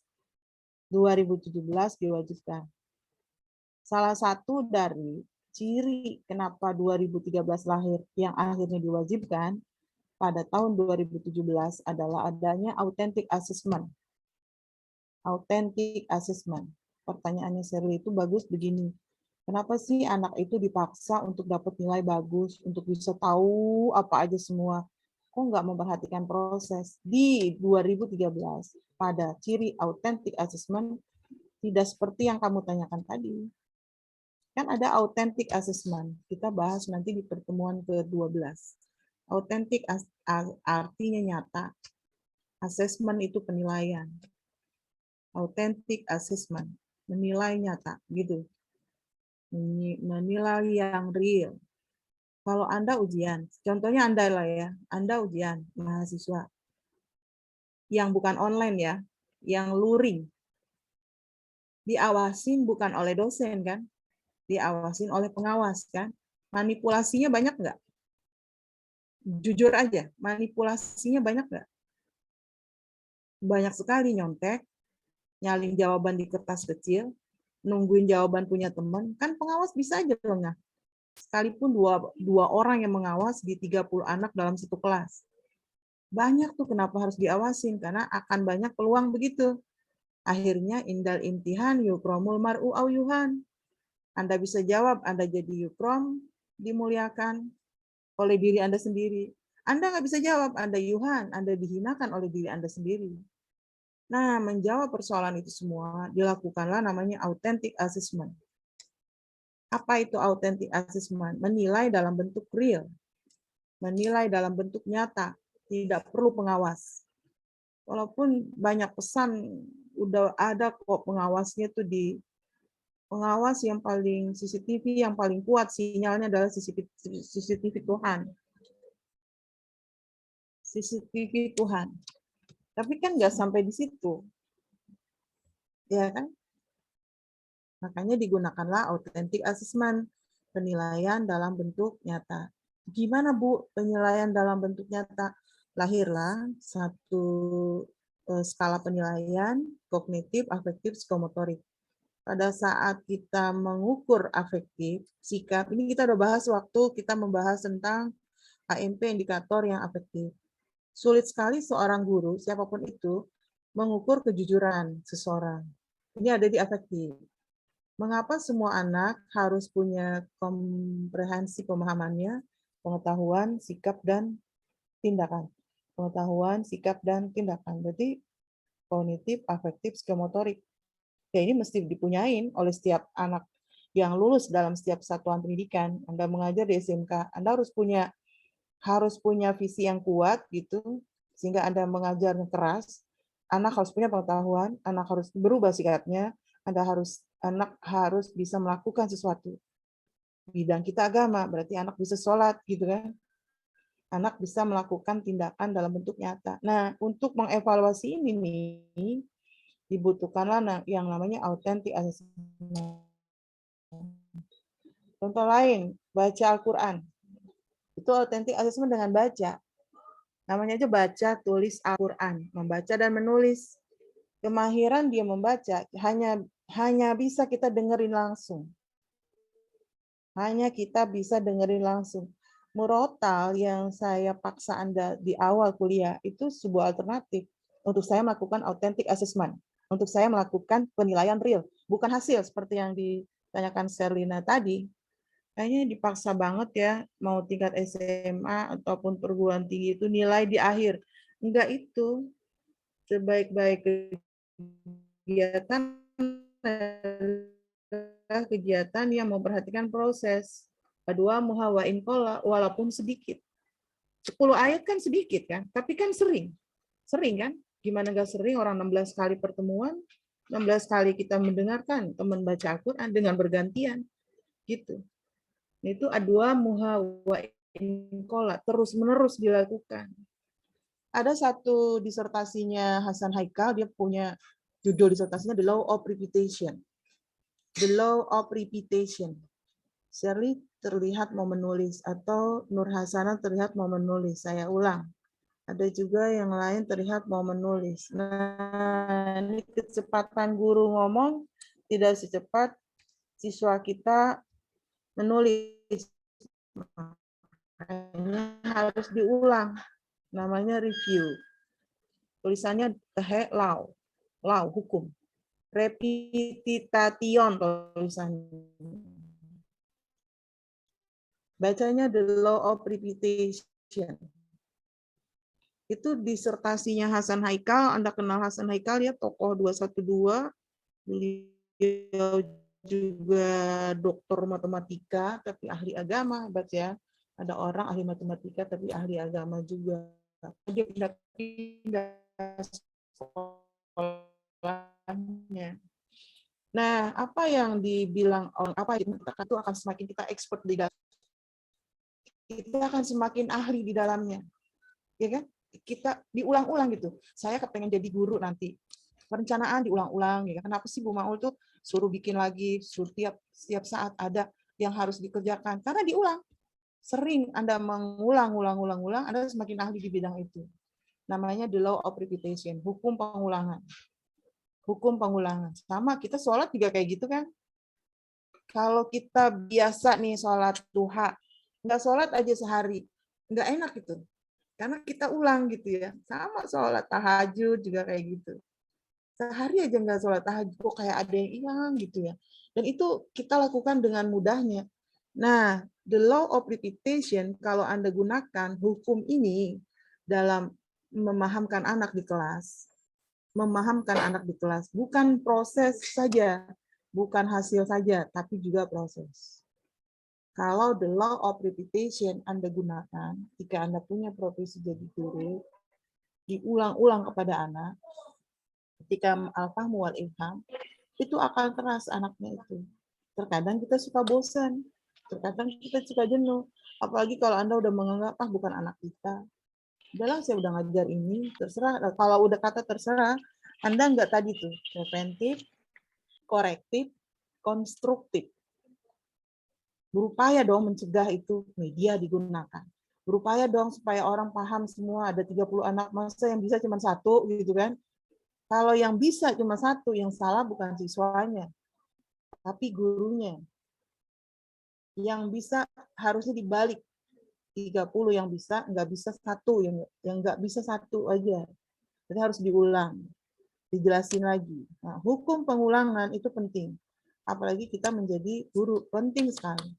Saya setuju dengan pendapat yang mengatakan, kok kayaknya kita maksain banget ya anak untuk supaya nilai bagus. Nilai itu kan reward ya. Nilai itu reward bagi anak yang kita lakukan dalam proses pembelajaran terjadi, hasilnya juga akan baik gitu. Nilai itu kan nilainya A atau nilainya 90, itu bonus sebenarnya, tambahan aja. Ya, yang penting Anda bisa melakukan itu, profesi Anda guru. Untuk apa nilai bagus? Tapi prosesnya nggak dijalani dengan baik. Nah, berarti memang pada saat kita menggunakan media online atau media offline, jangan lupa preventif, kita udah upayakan korektif, pada pelaksanaannya harus terus diperiksa. Ya, jangan-jangan hanya 1-2 orang yang paham dengan media yang kita gunakan, dengan pemahaman yang kita gunakan. Katakan pakai bahasa asing, itu harus diulang. The law of repetition, ingetin lagi tuh, the law of repetition, ulang lagi, terjemahin lagi. Kan nggak semua anak cepat nangkapnya, nggak semua anak bisa nulis bahasa Inggris dengan cepat. Ini salah siapa ya? Kok bahasa Inggris lemah banget gitu? Salah siapa nih? Kita nggak bisa nyalahin dong. Nanti yang ngajar SMA nyalahin guru SMP kan? Ya ampun, anak SMP susah banget belajar bahasa Inggrisnya. Padahal 6 tahun loh dia di SD belajar bahasa Inggris, kata guru SMP. Kata guru SD gimana? Ya ampun, ini anakku susah banget sih belajar bahasa Inggrisnya. Kan dari kelas 1 belajar bahasa Inggris. Bukan bahasa kita kok. Karena nggak suka dengan bahasa itu, akhirnya nggak bisa. Sampai perguruan tinggi. Susah memahami bahasa asing. Padahal bahasa Inggris, bahasa asing internasional pertama yang memudahkan kita untuk bisa berkomunikasi, mencari literatur, mencari referensi, dan semuanya ada di situ. Oke, Selina juga teman-teman yang lain pertanyaannya bagus. Nilai di hasil bukan salah satu tujuan, tapi dia bonus saja. Ya, yang paling menjadi tujuan adalah proses. Kita bisa apa? Anak kita di SMK juga gitu. Anak kita bisa apa setelah lulus dari SMK? Kalau kita ngajarnya agama, berarti bisa menerapkan apa yang kita ajarkan. Gitu. Ya, share ya, juga buat yang lainnya. Ada lagi? Ada tanggapan dulu sebelum Nur Hasanah? Serlina ada tanggapan? Ya, saya juga setuju gitu, Bu. Dan juga kan ketika kita jadi guru juga gitu, perlunya kita juga kayak apa ya, membangun grow mindset bagi peserta didiknya gitu. Kita juga harus memberi apresiasinya itu terhadap usahanya, bukan dari proses nilainya gitu. Yeah. Sehingga itu akan membuat anak itu menjadi apa ya, terus berusaha untuk yaitu melalui prosesnya, karena sesuatu itu kan ya melalui prosesnya gitu. Dan juga lebih menghargai apa ya, membangun budaya di kelas itu yang menghargai kesalahan gitu. Ketika ini juga saya sempat baca gitu, mungkin penyebab anak-anak peserta didik yang mungkin kurang ingin bertanya karena dari gurunya ketika anak itu apa ya, menjawab gitu dari pertanyaan gurunya itu sering menyalahkan gitu, sehingga peserta didik itu merasa kayak apa ya, malu mungkin kan karena ya dilihat oleh banyak teman-temannya gitu. Tapi bagaimana kita menghargai dari kesalahan itu gitu. Misalnya guru menyampaikan 5 tambah 5 berapa gitu. Terus anaknya menjawabnya 11 gitu. Gurunya tidak menjudge anak itu dengan apa ya, kamu salah gitu. Masa itu saja tidak tahu, tapi mungkin dengan cara ibunya mengulangi lagi pertanyaannya gitu, bahwa mungkin anak-anak apa ya, coba diingat apa dipahami lagi. Coba yang lain menjawab. Mungkin yang dijawab itu 5 tambah 6 itu 11, tapi kalau 5 tambah 5 itu seperti apa gitu. Mungkin itu salah satu untuk menciptakan anak itu tidak malu lagi untuk bertanya, karena dapat dihargai walaupun dia salah gitu. Mungkin dia juga dapat mengevaluasinya juga gitu. Mungkin dari gurunya dapat memperhatikan hal-hal seperti itu gitu, Bu. Ya, mungkin itu aja, Bu. Terima kasih. Ya, makanya kuliahlah di UID biar tahu bagaimana mengatasi anak-anak kayak gitu. Ya kan? Kalau ada guru yang kayak gitu, mungkin kuliahnya nggak di UID, nggak di PAI UID. Ya kan? Jadi guru, kalau jadi guru udah dipersiapkan, semua ternyata di kelas berbeda, kan kita nggak memaksakan rencana yang kita udah susun gitu ya kemarin kan? Iya nggak sih? Iya. Kok begitu? Ya bukan, kita udah rencanain. Medianya ini, materinya ini, bahannya ini. Terus nggak kepake. Ya nggak apa-apa. Kondisinya berbeda dengan apa yang kita rencanakan. Dulu analogi saya bilang, sama aja kayak tukang jahit, udah rapi nih pakaiannya nih, kok sempit ya? Kok tangannya kepanjangan? Kok kancingnya kesempitan? Sama, mengajar juga gitu. Apa yang Anda udah rencanakan, jangan dipaksakan sesuai dengan kondisi yang ada di real. Berarti saat yang sama, beban nih buat guru. Beban. Waduh, rencana udah bagus. Itu udah bagus. Waduh, beban nih. La yukallifu nafsan illa wus'aha. Artinya gini, beban itu sebanding dengan kemampuan. La yukallifullahu nafsan illa wus'aha. Allah tidak membebani, kalau Al-Quran bahasanya kan gitu ya, tidak membebani kita sesuai dengan kemampuan yang kita miliki. Jadi kalau kita mengajar itu beban, udah rencana bagus ini, ternyata di kelas kita grogi atau apa, ini beban nih. Tapi dalam detik yang sama, Allah kasih kemampuan kita. Usaha itu kemampuan. Tuh, jangan lupa. Setiap beban yang Anda rasakan selama kuliah berat banget, pasti Allah berikan. Jadi rumusnya apa? Beban sebanding dengan kemampuan. Selama ini Anda sampai kan semester 5? Beban banget deh kuliah, Bu. Dari semester 1, tugas banyak. Nilai mendosen pelit. Gitu. Dosen ini dibilang pelit, beban buat saya juga. Beban sebanding dengan kemampuan. Yukallifu sama dengan wus'aha. Jadi betul tuh tadi kata Serina. Hasil tidak membohongi, usaha tidak membohongi hasil. Artinya beban, siswa belajar juga beban sebenarnya. Apa Anda pikir anak TK sekolah tuh nggak beban? Beban bagi mereka. Tapi sebanding dengan kemampuan. Artinya apa? Dalam detik yang sama Allah beri kemampuan dia itu untuk mengatasi beban yang ada. Makanya jangan merasa berat, nggak sanggup. Usaha aja. Atas usaha yang kita miliki itu, dalam detik yang sama Allah kasih kemampuan yang sebanding. Jika demikian, Anda akan selesai S1 dalam waktu yang tepat. Bukan tepat waktu ya, bukan lulus tepat waktu. Tapi Anda lulus di waktu yang tepat. Di saat beban itu Anda pikul, ternyata sebanding ya dengan kemampuan yang Anda punyai selama ini. Jangan lupa Allah beri sedetik pun. Allah pasti akan beri sedetik pun bersamaan waktunya dengan beban yang ada. Kenapa Anda nggak percaya Al-Quran yang bilang kayak gitu? Anda sampai di semester 5 ya, coba. Ada yang ngeluh, Bu, ya ampun tugasnya, portal studentnya mati, error. Ya udah sih, kan kemampuanmu sampai di situ.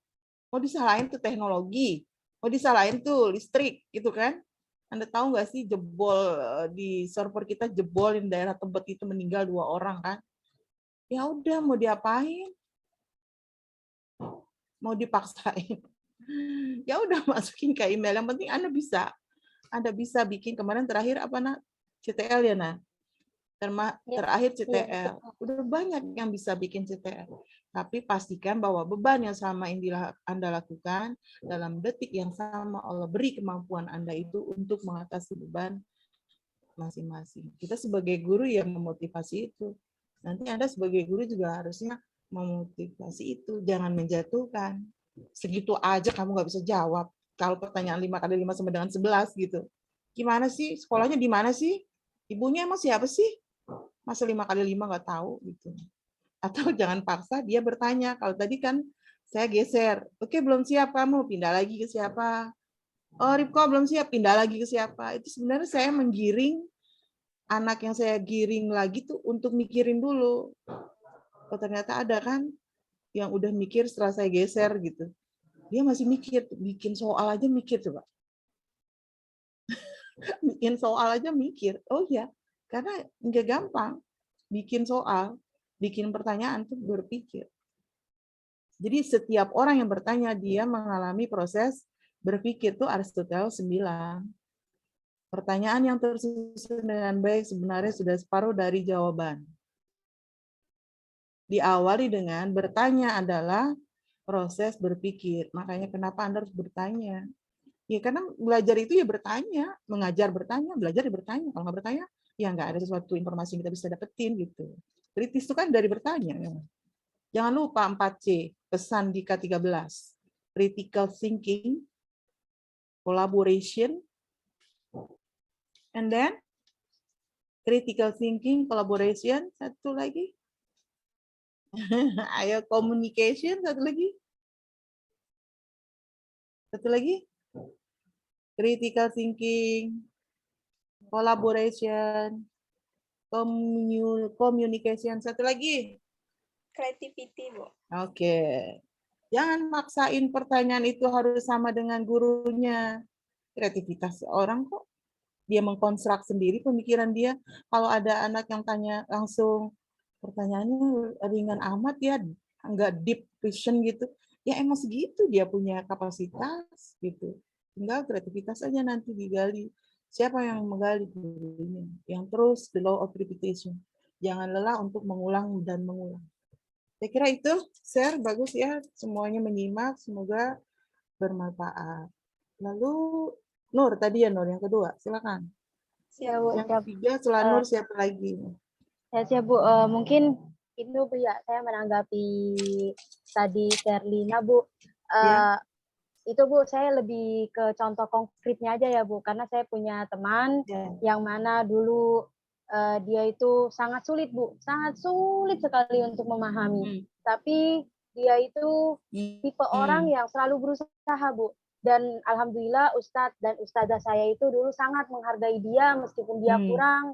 Jawabannya itu hampir salah ya, tapi tidak dikatakan salah, malah lebih dipuji-puji terus agar dia itu semangatnya bangkit. Dan saat ini saya melihat bukti contoh konkretnya dia karena dia itu sama ya kuliah di Surabaya, dan kemarin ketika saya mengunjungi pondok saya ternyata seluruh yang ada ucapan tentang pondok saya itu sudah ada fotonya beliau, sudah ada foto teman saya itu. Jadi di pondok saya itu lebih memfokuskan tidak penting orang pintar, yang penting kamu beradab dan kamu mau berusaha. Jadi lebih ke prosesnya, dan akhirnya beliau itu sudah menjadi, ya menurut saya sudah menjadi orang yang sukses karena foto-foto beliau ketika ada ucapan apa terpampanglah foto beliau, dan sekarang publiknya juga sudah bagus sekali seperti itu sih Bu. Jadi sebagai guru kita harus menghargai seberapapun itu usaha dari peserta didik. Mungkin tanggapan saya contoh konkretnya seperti itu Bu, karena teman saya sendiri saya melihat bukti nyatanya itu seperti apa Bu. Mungkin bergeser ke pertanyaan saya.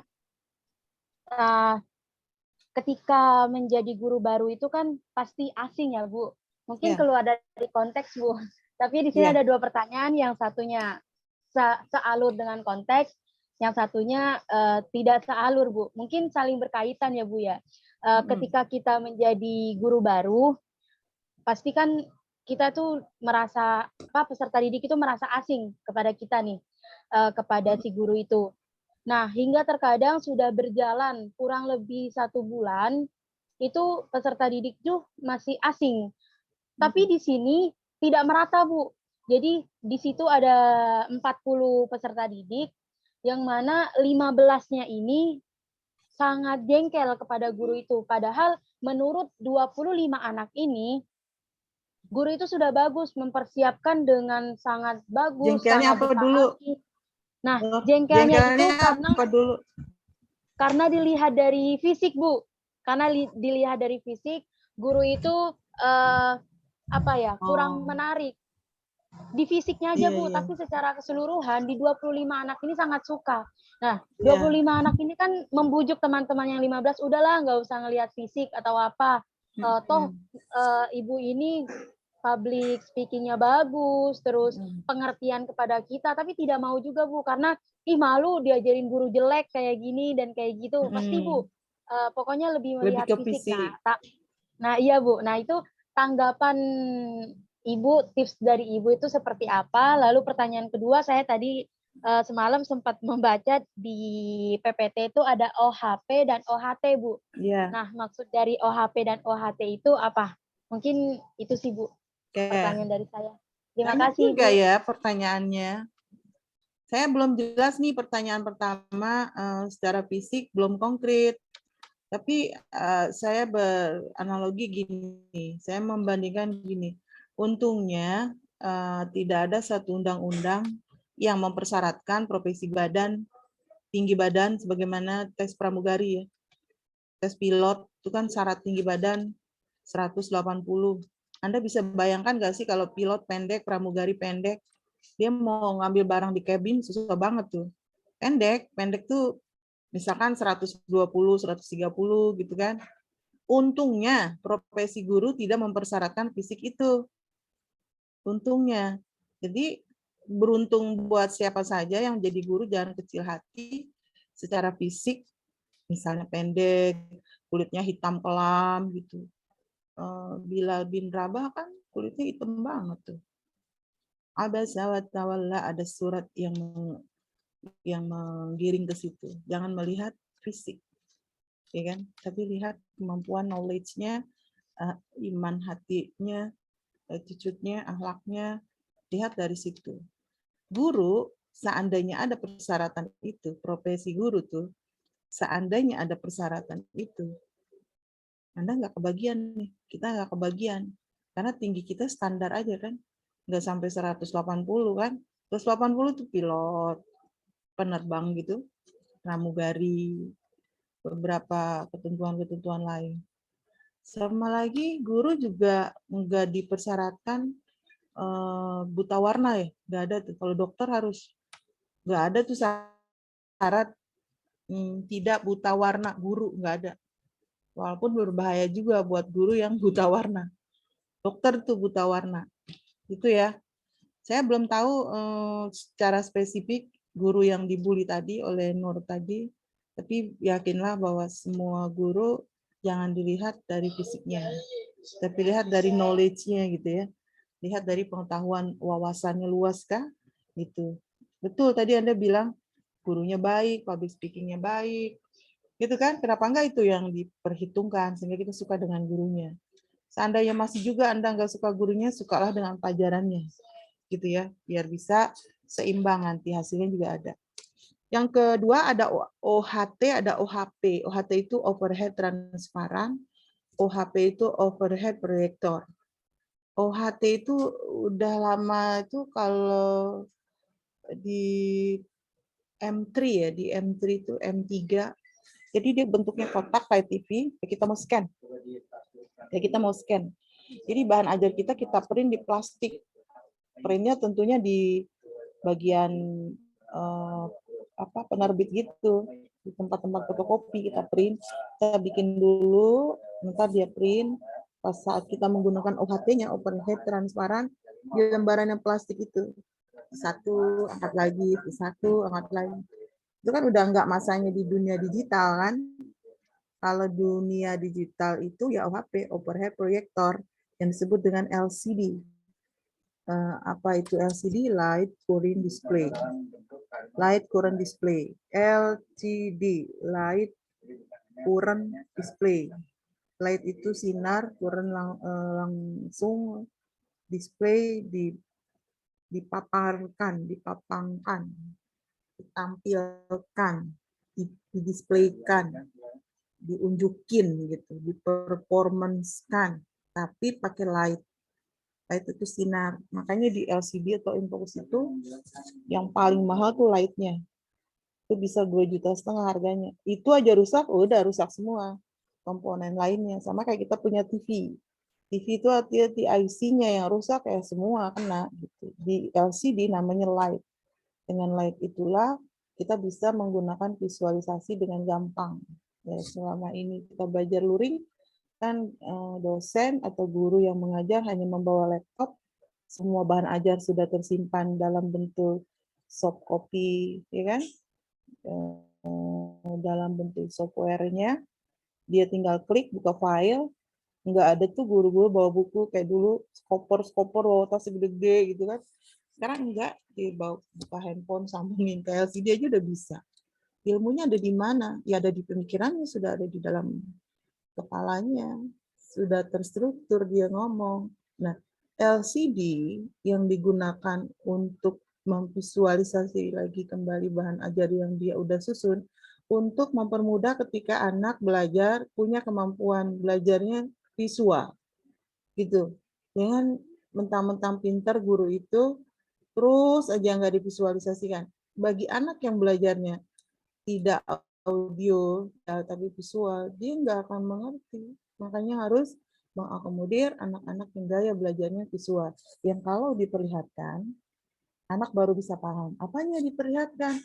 Katakan tulisan Arabnya, ayat Qurannya kayak apa, teks hadisnya kayak apa, itu kan gambar Ka'bah tuh kayak apa sih, sisi Ka'bah sebelah sini, di mana tuh Hajar Aswad, di mana tuh pintu Ka'bahnya, jadi dari mana mulai startnya.